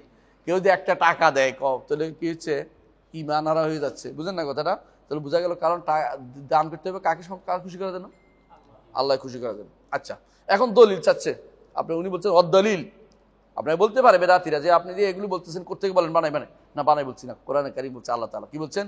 ওয়াদ-দালিল কাউলুহু তাআলা, দলিল হচ্ছে আল্লাহর বাণী, আলহামদুলিল্লাহি রাব্বিল আলামিন, সমস্ত প্রশংসা কার জন্য? রবের জন্য, আল্লাহর জন্য, যিনি রব্বুল আলামিন, জগৎ সমূহের রব, জগৎ সমূহের পরিচালক, জগতের সব কিছু, আমাকে তোমাকে সমস্ত সৃষ্টির যিনি রব, সে আল্লাহ, সে রবের নাম হচ্ছে আল্লাহ, সে আল্লাহর জন্য যাবতীয় প্রশংসা। আমি সবসময় বলে থাকি, আপনার মনে আছে কিনা, যে কোরআনে কারীমের একটি আয়াতে আল্লাহ তাআলা তাওহীদের 3টে অংশ দিয়েছে একসাথে। এটা কি জানেন? আলহামদুলিল্লাহ রাব্বিল আলামিন। আমি যখন বলি আলহামদুলিল্লাহ রাব্বিল আলামিন, তখন তাওহীদের 3টি অংশ এখানে আছে। রুবুবিয়ত কোথায় আছে? রব্বুল আলামিন। রব্বুল আলামিন জগৎ সমূহের পরিচালক রব, তাই না? আসমা ও সিফাত আল্লাহ, আল্লাহ। আলহামদু, আল্লাহর প্রশংসা কে করে? আমরা করছি না? আল্লাহর প্রশংসা যদি বান্দা করে তখন এটা কি হয়? ইবাদত হয় না? ইবাদত হয়। আলহামদুলিল্লাহ রাব্বিল আলামিনের ভিতরে আল্লাহ তাআলা তাওহীদের 3টি অংশ বর্ণনা করে দিয়েছেন। দেখছেন তো কিভাবে? সেখানে আল্লাহ বলেই দিয়েছেন রব্বুল আলামিন, সমস্ত আমাকে সহ সব কিছু রব হচ্ছেন তিনি। তো রবকে চিনতে হলে আলহামদুলিল্লাহ রাব্বিল আলামিন বুঝলে রবকে সহজে বুঝতে, সব কিছু সহজে চিনতে পারবেন। এই জন্য আমি আল্লাহ ব্যতীত সব কিছু হচ্ছে আলম, আল্লাহ ব্যতীত সব কিছু হচ্ছে আলম। আমাদের দেশে প্রবণতা আছে, অনেকে অনুবাদ করে তিন জাহানের রব, তাই না? দু জাহানের রব। জাহান কোনটা? এটা নাম এটা না, আলামিন শব্দের অর্থ এটা না। আলামিন শব্দের অর্থ হচ্ছে আল্লাহ ব্যতীত যত কিছু আছে সবই হচ্ছে আলম, বুঝছেন তো? আল্লাহ ব্যতীত যা কিছু সবই আলম, তাহলে অর্থ কি হবে? সৃষ্টিকুল, সৃষ্টিকুল, কারণ তিনি হচ্ছেন স্রষ্টা আর সব হচ্ছে কি সৃষ্টি। তাহলে স্রষ্টা আর সৃষ্টি, সৃষ্টিকুলের রব, তার জন্য হচ্ছে সমস্ত প্রশংসা। বুঝাতে পারছি? এখানে অনেক অনুবাদ করে দু জাহানের রবের জন্য সব, দু জাহানের রব, দুই জাহান কই? আলামিনের মধ্যে দুই জাহান কোথায় পাইল? এটা একটা ভুল অনুবাদ, না বুঝার কারণে। দুনিয়া আখিরাতে এইভাবে তো বলা হয় নাই, বলা হচ্ছে যে সৃষ্টিকুল। সৃষ্টি তো বহু আছে, অনুবাদ এটাই শুদ্ধ, সৃষ্টিকুল করতে হবে। কারণ অর্থাৎ আল্লাহ হচ্ছেন স্রষ্টা আর বাকি সবই কি সৃষ্টি। সৃষ্টির একটা নাম হচ্ছে আলাম, সে নাম কি আলাম, বুঝছেন তো? আলামিন, এই জন্য আলামিন বলা হয়েছে। আচ্ছা, তাহলে বোঝা গেল, আমি বলছি যে ও আনা ওয়াহিদু মিন যালিকাল আলাম, আল্লাহ যেহেতু আলমের রব আর আমি আলমের মধ্যে একজন। দুনিয়ার আলমের কত কিছু যাতে হিসাব না, আমি তো একটা ছোট্ট জিনিস। আপনারা জানেন যে এখন বর্তমানে বিজ্ঞান কি বলতেছে, যে জগৎ বিশাল, মানে যা সৃষ্টি এটা বিশাল। তার মধ্যে এই যে পৃথিবী নামক গ্রহটা একটা ছোট্ট একটা ফোঁটার মতো পড়ে আছে এখানে রাস্তার পাশে ফোঁটা একটা পড়ে থাকে, তো এরকম একটা পড়ে আছে। এর অর্থ হচ্ছে এর ভিতরে আমি মানুষটা কি, আমার তো খবরে নেই, কথা বুঝেন কিনা? কিন্তু আমি যত আস্ফালন করি, বোধহয় পৃথিবীতে কেউ এত আস্ফালন করে না, মানে জগতের মানুষ যত আস্ফালন করে অন্য কোনো প্রাণী এত আস্ফালন করে না, অন্য কোনো গ্রহ নক্ষত্র আস্ফালন করছে না। কিন্তু আমাদের আস্ফালনটা একটু বেশি। আমরা অনেক কিছু পারি, আল্লাহর বিধানের বাইরে যেতে পারি, আমরা নিজেরা সংবিধান রচনা করতে পারি। সংবিধান না রচনা করে জিজ্ঞাসা করতে হবে। আল্লাহর বিধান, আল্লাহ তাআলা বিধান যা দিছে এটাকে লেখা সংবিধান রচনা এক জিনিস না। ওটাকে লিখে আপনি বলতে পারেন যে এটা এইভাবে চলবে, বলতে পারেন, সমস্যা নাই। কিন্তু আপনি আল্লাহর বিধানের বাইরে গিয়ে এমন বিধান যদি রচনা করেন যে বিধান আল্লাহ বিরোধী, তো এটা হবে সংবিধান। বুঝেননি? করে না মানুষে সংবিধান, এটা আল্লাহ, এটা সংবিধান না, সংবিধান। বিধানের করছে তারা, নাউজুবিল্লাহ। এই জাতীয় সংবিধান যদি থাকে, তাহলে আল্লাহ তাআলার বিরুদ্ধে আপনি হস্তক্ষেপ করলেন। সুতরাং মনে রাখতে হবে যে রবকে চিনতে হবে, ঠিক আছে? তাহলে আমরা কি পাইলাম? প্রথমে হচ্ছে যে রবকে কিভাবে চিনবো? রবকে আমার আল্লাহ, তাই না? রব, এবং রবকে আমরা বলছি রব হচ্ছে আল্লাহ, যিনি সবকিছুকে লালন পালন করেছেন। এই তো, লালন পালন করেছেন আমাকে এবং সবকিছু লালন পালন করেন, এবং তিনি ব্যতীত আমার আর কোনো মাবুদ নাই। এটুকু হচ্ছে রবের পরিচয়। এইটা যদি কারো থাকে, সেই ব্যক্তি আর কোনোদিন বলবে না যে আপনারা দুই ভাগ করেছেন, আল্লাহকে আল্লাহ বানাইছেন একবারে, রব বানাইছেন একবার, ইলা বানাইছেন আরেকবার। আমরা বানাইনি রে ভাই, এটা বুঝার জন্য তোমাকে বলা হচ্ছে। কোরআন এইভাবে বলা হচ্ছে। আল্লাহ তাআলা নিজে বলছেন আলহামদুলিল্লাহ, কে? তিনি রব্বুল আলামিন। নিজে পরিচয় দিচ্ছেন যে আল্লাহ হচ্ছেন, যে তিনি হচ্ছেন রব্বুল আলামিন, এবং তার জন্য প্রশংসা দিতে হবে আমাকে বলেছেন। আল্লাহ যেটা বলছেন আমি সেটা বলছি, একটু বাড়িয়ে দেই নেই। এরপর তিনি প্রশ্ন করেছেন ফাইযা কিলা লাকা, এরপর যদি তোমাকে প্রশ্ন করা হয়, এরপর যদি চলবো, আজান কি? আচ্ছা, আমাদের না, ও আচ্ছা। ফাইযা কিলা লাকা, এরপর যদি তোমাকে প্রশ্ন করা হয়, কি প্রশ্ন করা হয়? বিমা আরাফতা রব্বাকা, তোমার রবকে কিভাবে চিনলে? যৌক্তিক প্রশ্ন। কারণ আমি যদি দাবি করি যে আমার রব আমাকে সৃষ্টি করেছেন, জগতের সবকিছু তিনি সৃষ্টি করেছেন, একজন বলতেই পারে আপনার রবটা কিভাবে চিনলেন? তিনি যে আপনার রব কিভাবে বুঝলেন? আল্লাহ যে আপনার রব কেমনে বুঝলেন? আল্লাহকে আপনার রব কেমনে বুঝলেন? তাই তো, এখানে আমরা বলি যে শাইখ ইসলাম উনি সুন্দর করে বলছেন, ফাকুল, তাহলে আপনি বলুন, বে আয়াতিহি ওয়া মাখলুকাতিহি, আল্লাহকে চেনার জন্য দুইটা জিনিস হচ্ছে, একটা হচ্ছে আয়াত, একটা হচ্ছে মাখলুকাত। আল্লাহর নিদর্শন এবং আল্লাহর সৃষ্টি, দুইটাই কিন্তু নিদর্শনগুলি দুই প্রকার, আর সৃষ্টি সবগুলি হচ্ছে সৃষ্ট জিনিস, আর নিদর্শনগুলি একটা আয়াত কাউনি আছে, আয়াত শারঈ আছে। বুঝাই বলি, আল্লাহর কোরআনের আয়াতগুলি কি সৃষ্ট? না, সৃষ্ট না, বুঝছেন তো? আর আমরা কি সবই মাখলুকাত, সৃষ্ট। তাহলে এই জন্য তিনি বলছেন বে আয়াতি ও মাখলুকাতিহি, আল্লাহকে চিনতে হলে আমার দুইটা জিনিস আছে, একটা হচ্ছে বড় বড় নিদর্শন দিয়ে শিখছি, নিদর্শনগুলো সৃষ্ট, যেমন পাহাড় পর্বত আসমান জমি যত আছে এগুলি কি? অবশ্যই নিদর্শন। রাত দিন চাঁদ সূর্য এগুলো নিদর্শন, কিন্তু আমিও তো সৃষ্ট, ওগুলিও সৃষ্ট, কিন্তু ওগুলি বড় নিদর্শন কেন? ওগুলি দেখে মানুষ আগেকার দিনে মানুষের ভয় পাইতো। চাঁদ সূর্য, অনেকে চাঁদের পূজা শুরু করতো, সূর্যের পূজা শুরু করতো, এগুলো ভয়ের কারণে অনেকে করতো, অনেকে আশা আবেগে করতো। তো এগুলি দিয়ে আমার রবকে চিনছি। আল্লাহকে চিনতে হলে সিস্টেমটা কি বলেন তো?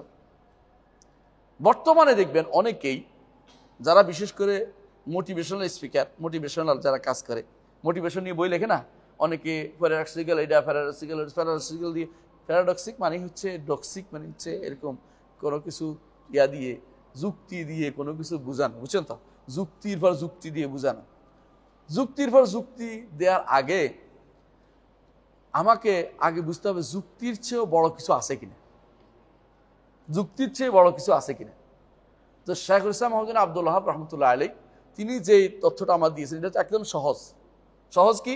আল্লাহকে চিনতে হলে বাইরের দিকে তাকাও, বাইরের দিকে তাকাও, একেবারে সহজে বুঝতে পারবেন। একটা ফুল যে ফুটে, ফুলটা কার জন্য ফুটে বলেন তো? নিজের জন্য না আপনার জন্য? এটা কে ফুটাইলো? আমার রব। এই যে জগতের যত খাবারের ব্যবস্থা হয়েছে, এগুলি কি ও খাবার যে গাছটা, গাছের জন্য না আপনার জন্য? আপনার জন্য। আপনার জন্য জমিনে যা আছে সবগুলিকে তোমাদের জন্য সৃষ্টি করেছে। খেয়াল করেন জিনিসটা। আপনি নিজে গাছ কেটে এটা বানাচ্ছেন, ওইটা বানাচ্ছেন, পাথর কেটে বাড়ি বানাচ্ছেন, ওইটা বলছেন, ওইটা করতেছেন। এখন তারা যদি বলতো না, পাথর যদি বলতো আমিও একটা সৃষ্টি, তোমায় দিব না আমি তোমাকে, তাহলে কিন্তু আপনার খবর হয়ে যেত। ধান গাছ যদি বলতো যে সাবধান, আমি কিন্তু দান, আমি কিন্তু তোমার কাছে যাবো না, তাহলে আপনি এটা ঝগড়াকে মারামারি করতে হতো একটা জিনিসের জন্য। কিন্তু আল্লাহ আপনার জন্য সৃষ্টি করেছেন বলে তাহলে কি করেছেন? এটার জন্য আপনার নিয়োজিত করে দিয়েছেন। বুঝলেন না কথাটা? সূর্য যদি বলতো যে আমি কিন্তু তোমাদেরকে আলো দিব না, চাঁদ যদি বলতো যে আমি কিন্তু আলো দিব না, হ্যাঁ, রাত দিন বলতো আমি রাত থেকে যেতাম, ইলা ইয়াউমিল কিয়ামা মান ইলাহুম গায়রুল্লাহি ইয়াতিকুম বিলাইলিন তাসকুনা ফি, দিন যদি আসতে বলতো আমি আর দিন রাত হব না, আপনি কি পারতেন থাকতে? পারতেন না। এই জন্য অর্থ হচ্ছে মাখলুকাতের দিকে তাকালে দুই ধরনের জিনিস আপনি পাবেন। একটা হচ্ছে বিশাল এই সৃষ্টি আমার জন্য আল্লাহ সুন্দরভাবে নিয়োজিত করে দিয়েছেন, এবং এটা প্রমাণ করে যে আমাকে তিনি তারবিয়ত দিচ্ছেন, লালন পালন করছেন এমন কিছু দিয়ে যেগুলি আমার নাগালের ভিতর নয়, কিন্তু আমার জন্য ব্যবস্থাপনা করে রাখছেন। যদি অনেক সময় দেখবেন যে 3-4 দিন সূর্য না উঠলে কি কন, আর পারতেছি না, সূর্য উঠুক। অনেক সময় সূর্যের জন্য লাইনে দাঁড়িয়ে থাকেন যে একটু আলো পাচ্ছে। অনেকদিন যদি কোনো দেখবেন অনেকদিন কয়েকদিন অনবরত সূর্য উঠছে, তখন কি করেন? ঘরের ভিতরে ঢুকেন যে কি জন্য এত আলো থাকতে পারতেছি না। তাহলে আপনি যদি কোনো এই একটা সূর্য যদি কোনো সারাদিন চলতো, আপনাকে রাত যদি না আসতো, আপনি কি থাকতে পারতেন না। এগুলি সবই আমার রবের নিদর্শন। তিনি কীভাবে সব সেট করেছেন। এই যে আজকে যে 25 তারিখ, 25শে এপ্রিল 2025, আগামী 25শে এপ্রিল যতদিন হবে এতদিন সকালবেলা সূর্য 6টা কত 29, কথার কথা 6টা 29 উঠবে, অর্থাৎ 5টা 29 উঠবে, 5টা 29 উঠবে, তাই না? 5টা 29 উঠবে। এটা কি 1 মিনিটের দিক সেদিক হয়? 1 সেকেন্ড হয় না। এত সুন্দর করে ফিট করার জিনিসটা আপনি কি বদলাইতে পারবেন? তো বুঝেন না কেন যে এটা কেউ না কেউ করেছে? এটা কোনো হজবরল কাজ না, হজবরল কাজ হইতে পারে না। তাহলে এই জিনিসটাই শেখুল ইসলাম মহদিন আব্দুল ওয়াহাব রহমতুল্লাহ সহজে বলে দিচ্ছেন, মাখলুকাতের দিকে তাকাও, সৃষ্টি জগতের দিকে তাকাও, আল্লাহর বড় বড় নিদর্শন দিকে তাকাও, নিচে দেখো, উপরে দেখো, নিচে উপরে দেখো। এর থেকে তোমার আল্লাহর কথা মনে হবে এগুলি এমনি এমনি হয় নাই, এগুলি হঠাৎ করে হয়ে যায় নাই, এগুলি কাকতালীয় বলে তথাকথিত শব্দ ব্যবহার করা যাবে না, এগুলি এমনি হয় নাই, এগুলি আমার রবের পক্ষ থেকে স্পষ্ট করে আমার জন্য নিয়োজিত করা হয়েছে, এই জন্য এগুলি হচ্ছে। কথা বুঝতে পারছি? এগুলিকে কোনোভাবেই ইগনোর করা, এগুলি দিয়ে আমার রবকে আমি চিনতে পেরেছি। যখনই আমি তা ভালো করে তাকাই কোনো কিছুর দিকে, তখনই মনে হয় সুবহানাল্লাহ, এই এত সুন্দর করে এত এত এত করে এত সুশোভিত করে আমার রব সৃষ্টি করেছেন, এবং সবই আমার জন্য করেছেন, সৃষ্টি জগতের জন্য করেছেন। এটা আর কেউ দ্বারা হইতে পারে না কোনো কিছু, সব কিছু একমুখী যে আমার উপকারার্থে করেছেন। জগতের সব কিছু, যেমন পানিতে কত কিছু আল্লাহ রেখেছেন, পানিতে কত কিছু আল্লাহ রেখেছেন, এবং এগুলোকে আবার হালালও করে দিয়েছেন। পানিরগুলো, ডাঙ্গারগুলো এক একটা হালাল, কিছু হালাল করেছেন যেগুলো উপকারী, যেগুলো উপকারী নয় তিনি জানেন, তিনি সেগুলিকে আমাদের জন্য হারাম করে দিয়েছেন, পরীক্ষামূলক করে রেখেছেন, খাই কি খাই না দেখার জন্য। তাহলে বোঝা গেল সবই আমার জন্য, কিন্তু আমি তো বুঝতে তার জন্য হতে পারি নাই। আমি যদি তার জন্য হই তাহলে অবশ্যই আল্লাহ তাআলা আমাকে জান্নাত দিবেন। আর যদি আমি এত কিছু দেখার পরে ঈমান না আনতে পারি, তো এটা আমার জন্য দুর্ভাগ্য। আমার চোখে সেটা পড়তেছে না। এই জন্য আল্লাহ তাআলা কোরআনে কারীম বলেছেন যে কাইয়্যিম মিন আয়াতিন ইয়ামুরুনা আলাইহিম, অত নিদর্শন আছে এগুলি দিয়ে তারা চলাফেরা করে, কিন্তু এগুলি তাদের মধ্যে কোনো মনে দাগ কাটে না, কারণ এগুলি দিয়ে উপকৃত হতে পারে না। আর ঈমানদার প্রত্যেকটা জিনিসে দেখে যে আমার রবের কারসাজি কি। এই জন্য কবি বলতেছেন, তাআম্মাল সুতুর আল কায়নাত ফা ইন্নাহা মিনাল মালিকিল আলা ইলাইকা রাসাইল। তুমি জগতের প্রত্যেকটি ছত্রে দেখো রব্বুল আলামিনের পক্ষ থেকে তোমার জন্য সেখানে একটা চিঠি আছে যে আমি তোমার জন্য সৃষ্টি করেছি, বান্দা তুমি দেখো এগুলি তোমার কাজে লাগবে। ওয়াকাদ খুত্তা ফিহা লাউ তাআম্মালতা খাত্তাহা, এই চিঠির মধ্যে দাগ দেওয়া হয়েছে যে দাগে তুমি বুঝতে পারবে আলা কুল্লু শাইইন মা খালাল্লাহু বাতিলু, জগতের সব কিছু আল্লাহ ব্যতীত কোনো বস আর কোনো স্রষ্টা নেই, তিনি ব্যতীত আর কোনো রব নাই, এটা এর পরিচয় দিচ্ছে। এই জগতের প্রত্যেকটি জিনিস আমাকে পরিচয় করে দিচ্ছে যে আল্লাহ ব্যতীত আর কোনো রব নাই, তিনি শুধুমাত্র এই রবুবিয়তের তিনি যেটা দায়িত্ব দিচ্ছে সেটাই আমি শুনি। যেটা আমি বলছিলাম, এটা ভুলে গেছি, সেটা কি, তিনি শুধুমাত্র রব যার কথা আমি শুনি চলি। যেটা বলছিলাম সেটা হচ্ছে আল্লাহকে তো চিনি নাই, তাই না? আল্লাহকে দেখি নাই, আল্লাহর মতো কাউকে দেখছি? আল্লাহ বলছে হাল তাআলামু লাহু সামিয়া, তার মতো কিছু আছে নাকি? নাই, তার মতো কাউকে দেখি নাই। তাহলে বাকি রইল তাকে চিনতে হলে কিভাবে চিনতে হবে? নাম গুণ দিয়ে এবং কর্ম দিয়ে চিনতে হবে। নাম গুণ কর্ম কে বর্ণনা করেছে? নবী রাসূলরা বর্ণনা করেছে। তাহলে আমাদেরকে নির্ভর করতে হবে ওয়াহির উপরে সবচেয়ে বেশি। এর বাইরে যখনই চিন্তা করবেন আপনার আল্লাহ তাআলা সৃষ্টির মধ্যে চিন্তা করলে আপনার অনেক কিছু স্পষ্ট হয়ে যাবে। এই জন্য আল্লাহ তাআলা সৃষ্টির মধ্যে চিন্তা করতে বলেছেন। কি বলেছেন? ওয়াতাফাক্কারুনা ফি খালকিস সামাওয়াতি ওয়াল আরদ রব্বানা মা খালাকতা হাযা বাতিলা, আসমান এবং জমিনের সৃষ্টির মধ্যে চিন্তা করতে বলেছেন। আমরা এগুলি বাদ দিয়া চিন্তা করা শুরু করে দিয়েছি কিসের মধ্যে জানেন? হ্যাঁ, কোন দিন মাহাদি আসবে বানাইয়া তথ্যের মধ্যে চিন্তা করতেছি। এখন কোন দিন কি হবে, কোন দিন অগ্রিম যে জিনিস আল্লাহ আমাকে জানান নাই, গায়বিয়াতের মধ্যে আমি এখন খুব বেশি চিন্তা করতেছি। অথচ আমাকে বলছে গায়বিয়াতে নয়, মুশাহাদে, যে জিনিস দেখা যাচ্ছে ওগুলিতে চিন্তা করতে বলেছে। আসমান এবং জমিনে এগুলিতে ফিকির করতে বলেছে। আমাকে ফিকির করতে বলে না যে জিনিস আমার আল্লাহ তাআলা আমাকে দেখান নাই, আমাকে দেন নাই, গায়েব রেখেছেন, ওগুলিতে চিন্তা করতে আমাকে অনুমতি দেওয়া হয় নাই। আর ওগুলি চিন্তা করে আমি বিভ্রান্ত হতে যাচ্ছি। এই জন্য আল্লাহর ব্যাপারে চিন্তা না করে আল্লাহর সৃষ্টির ব্যাপারে চিন্তা করতে হবে। এটাই হচ্ছে বিশুদ্ধতম মত। আল্লাহর ব্যাপারে যা বলে তা মেনে নিতে হবে, আর সৃষ্টির মধ্যে চিন্তা করতে হবে। তো এইখানে দেখেন বলতেছেন তিনি যে ফাকুল বি আয়াতি ওয়া মাখলুকাতি, আল্লাহকে চিনছি কি দিয়ে? আয়াত এবং মাখলুকাত দিয়ে। তো আমরা যেটা বলছি আল্লাহকে চেনার জন্য জগতে যে আমি কয়েকটা জিনিস উল্লেখ করব, এগুলি বলে আল্লাহকে চেনার জন্য কয়টা নীতি আছে। এক নম্বর হচ্ছে যেগুলি আমাদের এই যারা মোটিভেশনাল স্পিকার বলে, এগুলি অধিকাংশই কিন্তু হয়তো এখন আপনার কাছে ভালো লাগছে, কয়েকদিন পর দেখবেন যে এটা আবার প্যাকাশে হয়ে গেছে, এটা পানিশে হয়ে গেছে, এটা চলতেছে না। এই নীতি একদিন দুই দিন আপনি বিভিন্ন থিওলজি, বিভিন্ন থিও আইনে চালাইলেন, এগুলি চলবে না। কিন্তু আল্লাহ এবং তার রাসূল যা দিয়েছেন এগুলি সারা জীবনের জন্য চলবে। এই জন্য এগুলি প্রথমে আমাকে চিন্তা করতে হবে আমার ফিতরত। আমার মন বলে যে আমার একটা স্রষ্টা আছে, আমার মনের মধ্যে কি আছে? আল্লাহ এটা ঢেলে দিয়েছেন। এই জন্য নবীরা এসে এই ফিতরতকে জাগ্রত করতেন। নবী আসে বলতেছেন আফিল্লাহ শাক্কুন ফাতিরিস সামাওয়াতি ওয়াল আরদ, আল্লাহর ব্যাপারে সন্দেহ করছো? তোমার অন্তরের ভিতরে ফিতরত দেওয়া হয়েছে না? ফিতরত আল্লাহিল্লাতী ফাতারান নাস আলাইহা, তোমার ফিতরতের দেয়া আছে যে আমি সৃষ্ট, যেহেতু আমি সৃষ্ট আমার একজন স্রষ্টা আছে। কথা বুঝেন কিনা? ফিতরতের মধ্যে এটা দেয়া আছে। এক নম্বর নীতি হচ্ছে ফিতরত, মানুষের স্বাভাবিক প্রকৃতি একজন রবের কথা স্বীকার করে। দুই নম্বর নীতি হচ্ছে এটা যে আল্লাহর শরঈ আয়াত কোরআনে বলছে। কোরআনে কি বলছে? যেমন আল্লাহ তাআলা কোরআনে কারীম বলেছেন আম খুলুকু মিন গায়রি শাইইন আম হুমুল খালিকুন, তারা কি নিজেকে সৃষ্টি করেছে, নাকি তাদেরকে কেউ সৃষ্টি করেনি? দুইটা একটা, হয় আমি আমাকে নিজেকে বানাইছি অথবা কেউ সৃষ্টি করে এমনি হয়ে গেছি। আল্লাহ বলছে না, এই দুইটা তো হইতে পারে না। তিন নম্বরটা কি? কেউ আমাকে সৃষ্টি করেছেন, তিনি হচ্ছেন রব্বুল আলামিন। এই জন্য আল্লাহ তাআলা এর পরের আয়াতে বলতেছেন আম খালাকুস সামাওয়াতি ওয়াল আরদ, হে বান্দা নিজের ব্যাপারে যত বাড়াবাড়ি করতে পারে, আসমান জমিনটা তাহলে কে বানাইলো? আসমান জমিন তিনি বানাইছেন, তিনিই তো সৃষ্টি করেছেন। আসমান জমিন তিনি সৃষ্টি করেছেন, কোনো সন্দেহ নেই।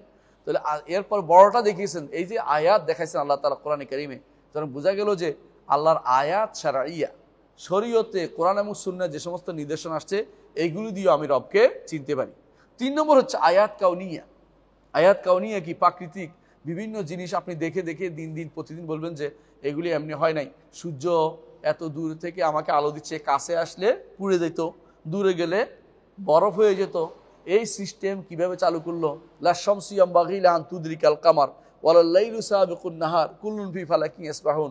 সূর্য চাঁদের কাছাকাছি কখনো একটা একটারে পেয়ে বসে না, একটা দূরে, একটা একটা প্রত্যেকটি তার কক্ষপথে ঘুরে বেড়াচ্ছে। এই কক্ষপথে ঘুরা এটা এমন জিনিস যে একটার সাথে একটা ধাক্কা লাগতেছে না। সৌরজগতে কি জিনিস একটা দুইটা? কোটি কোটি কোটি কোটি কোটি। এগুলি একটা প্রত্যেকটা তার পথে ঘুরতেছে। এগুলি কি প্রমাণ করে যে আমার এখানে কেউ একজন পরিচালক আছেন। তাহলে কয়টা গেল? 3 নম্বর গেল। 4 নম্বর হচ্ছে যে মানুষের বিবেক, স্বাভাবিক বিবেক। একজন বেদুইন যাচ্ছিল রাস্তা দিয়ে, যাওয়ার সময় তাকে একজন জিজ্ঞাসা করছে, এই তোমার রবকে চিনো? বলে চিনি। কিভাবে চিনছো? চিনছি, এই যে পায়ের দাগ দেখি বুঝছি যে একটা মানুষ গেছে, উটের বিষটা দেখি বুঝছি যে উট গেছে, তাহলে বিশাল আসমান জমিন এগুলি দেখে বুঝছি যে এখানে কোনো একটা স্রষ্টা আছে। বেদুইন বুঝতে পারে তার বিবেক দিয়ে, বিবেকের দিয়ে মানুষ বুঝতে পারে। অনেক সুন্দর সুন্দর যে সমস্ত অনেক আরও কিছু এই উদাহরণ দিচ্ছি, জগতের সৃষ্টি নৈপুণ্য সবকিছু নিপুণ সৃষ্টি এবং সুন্দর সৃষ্টি, এগুলিও কিন্তু আপনার আল্লাহর প্রতি আপনাকে পথ দেখাচ্ছে। এটা 5টা বলছি।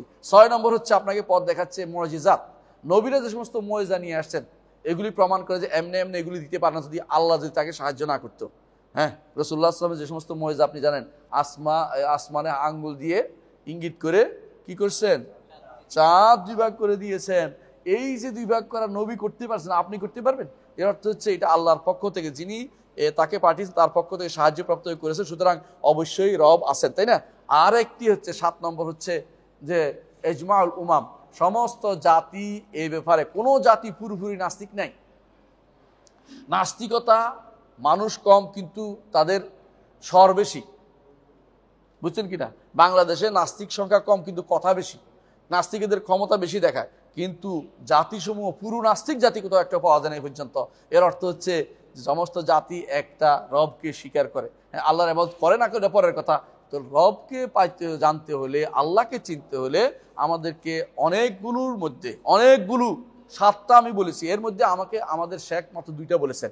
একটা হচ্ছে আয়াত দিয়ে, মাখলুকাত দিয়ে, যে সবচেয়ে কাছে যে কোনো মানুষ আল্লাহ, যে কোনো ঈমানদার তার 2টা দিয়ে আল্লাহকে চিনতে পারে। একটা হচ্ছে আল্লাহর আয়াত শারঈয়া কি?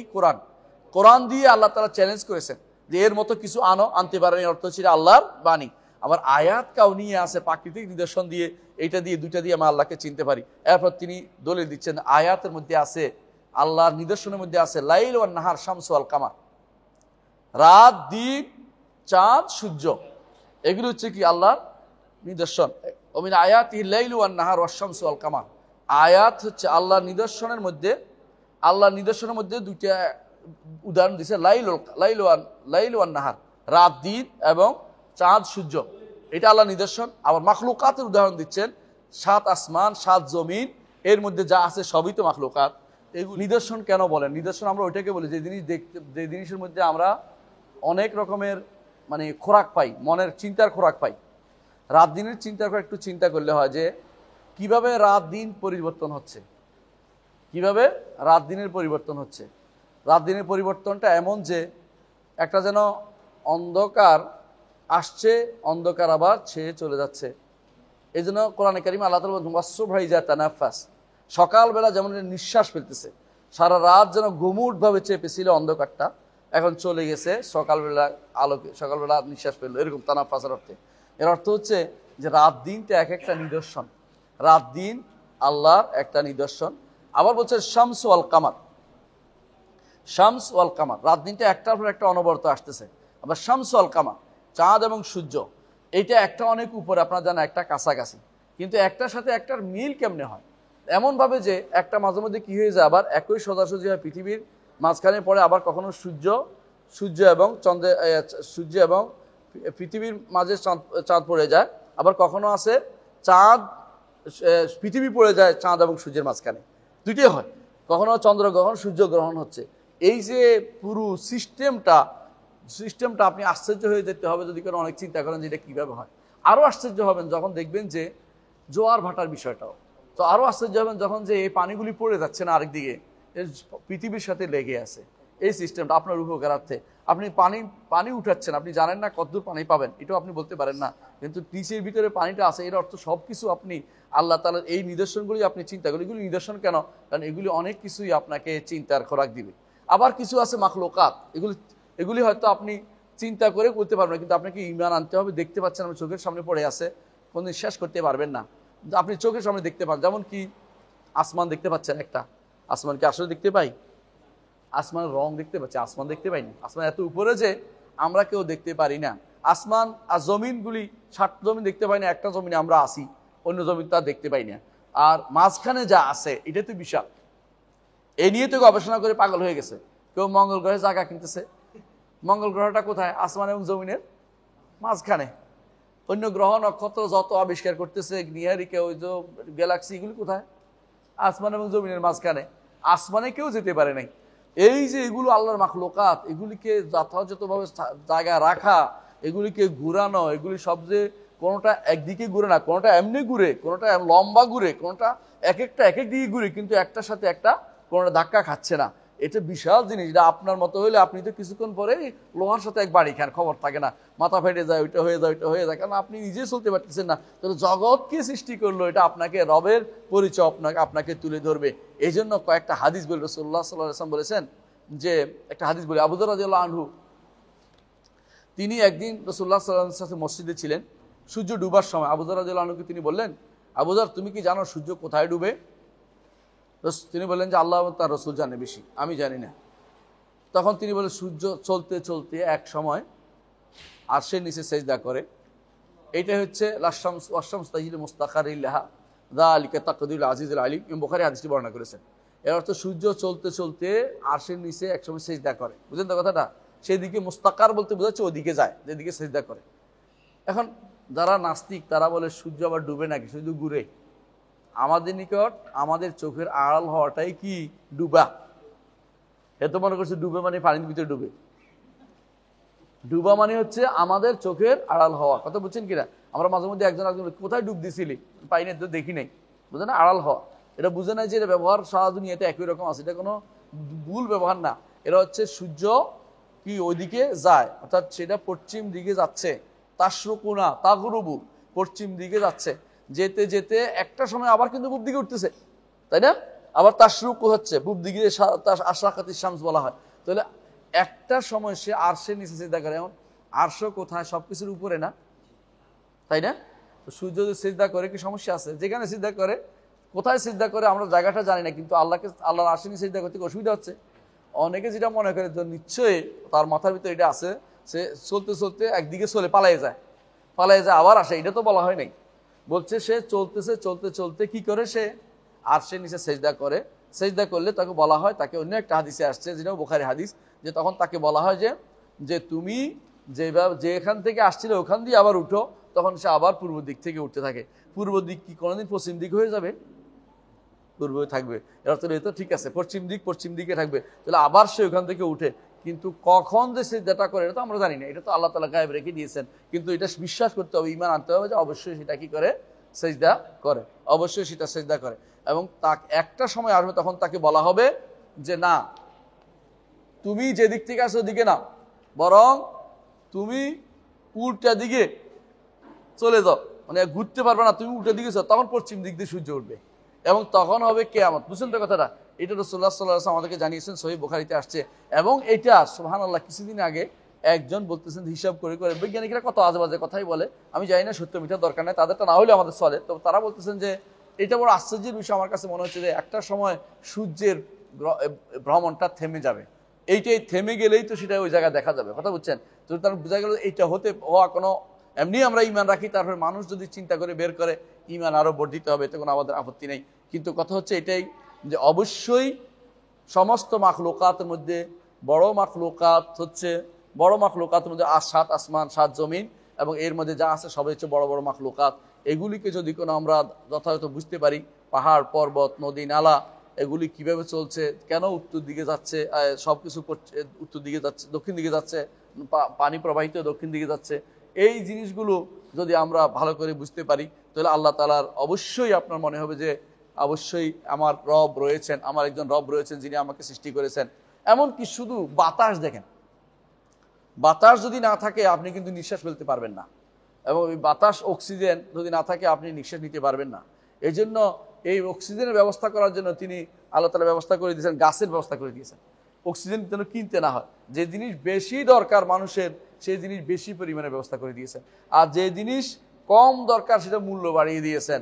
স্বর্ণ মানুষে এত বেশি করে খাইতেও পারে না, কাজেও লাগে না, বাড়িও বানায় না। স্বর্ণ শুধুমাত্র অকেশান লিভার, এই জন্য দামও বেশি। কিন্তু লোহা সেই তুলনায় লোহার দাম অনেক কম। আপনি 1 টন কিনতে পারবেন যদি 1 ভরি স্বর্ণ। কত 1 ভরি স্বর্ণ? 4 লাখের মতো নাকি 3 লাখ, 1.5 লাখের মতো। এই 1.5 লাখ দিয়ে আপনি 2 টন স্বর্ণ কিনতে পারবেন, রড কিনতে পারবেন। তো বোঝা গেল যেটা বেশি দরকার আল্লাহ তাআলা সহজ করে দিয়েছেন। যেহেতু প্রতি মুহূর্তে আমাদের অক্সিজেন দরকার, সেজন্য এটাকে নিচে দিয়ে দিয়েছেন। উপরে যদি উঠেন, উপরে কিন্তু অক্সিজেন পাবেন না, উপরে তো অক্সিজেন না, এটা আল্লাহ বলে দিচ্ছে। কোথায় বলছে? কান্নামা ইয়াসআদু ফিস সামা, নিঃশ্বাস ফেলতে পারে না, যেন উপরের দিকে উঠতেছে। কোরআন কারীম আল্লাহ বলছে, এর অর্থ উপরে কোনো অক্সিজেন নাই। উপরের জন্য এই অক্সিজেন নিয়ে বাক্স নিয়ে যাইতে হয়। যারা বলে যে বিভিন্ন উপরে যাচ্ছে, ওরা কি করে অক্সিজেন বাক্স নিয়ে যায়? অক্সিজেন বাক্স নিয়ে আর কয়দিন আপনি চলবেন? এর অর্থ হচ্ছে আল্লাহ তাআলা এটাকে সহজ করে দিয়েছে। এটা হচ্ছে আমাদের সংক্ষিপ্ত কথা। ইনশাআল্লাহ আগামী ক্লাসে আমরা এই আয়াতগুলির দলিল নিয়ে আলোচনা করবো, যে এগুলি কিভাবে রবুবিয়তের প্রমাণ হিসাবে এই আসমান জমিন এবং চাঁদ সূর্য গ্রহ নক্ষত্র, এগুলি আসমান জমিনের আমাদের আল্লাহর রব, আল্লাহ যে রব, এটা প্রমাণ হিসেবে কিভাবে প্রতিষ্ঠিত হবে, আগামী ক্লাসে ইনশাআল্লাহ এগুলি আমরা আলোচনা করবো। সুবহানাকাল্লাহি ওয়া বিহামদিকা, আশহাদু আল্লা ইলাহা ইল্লা আনতা, আস্তাগফিরুকা ওয়া আতুবু ইলাইক।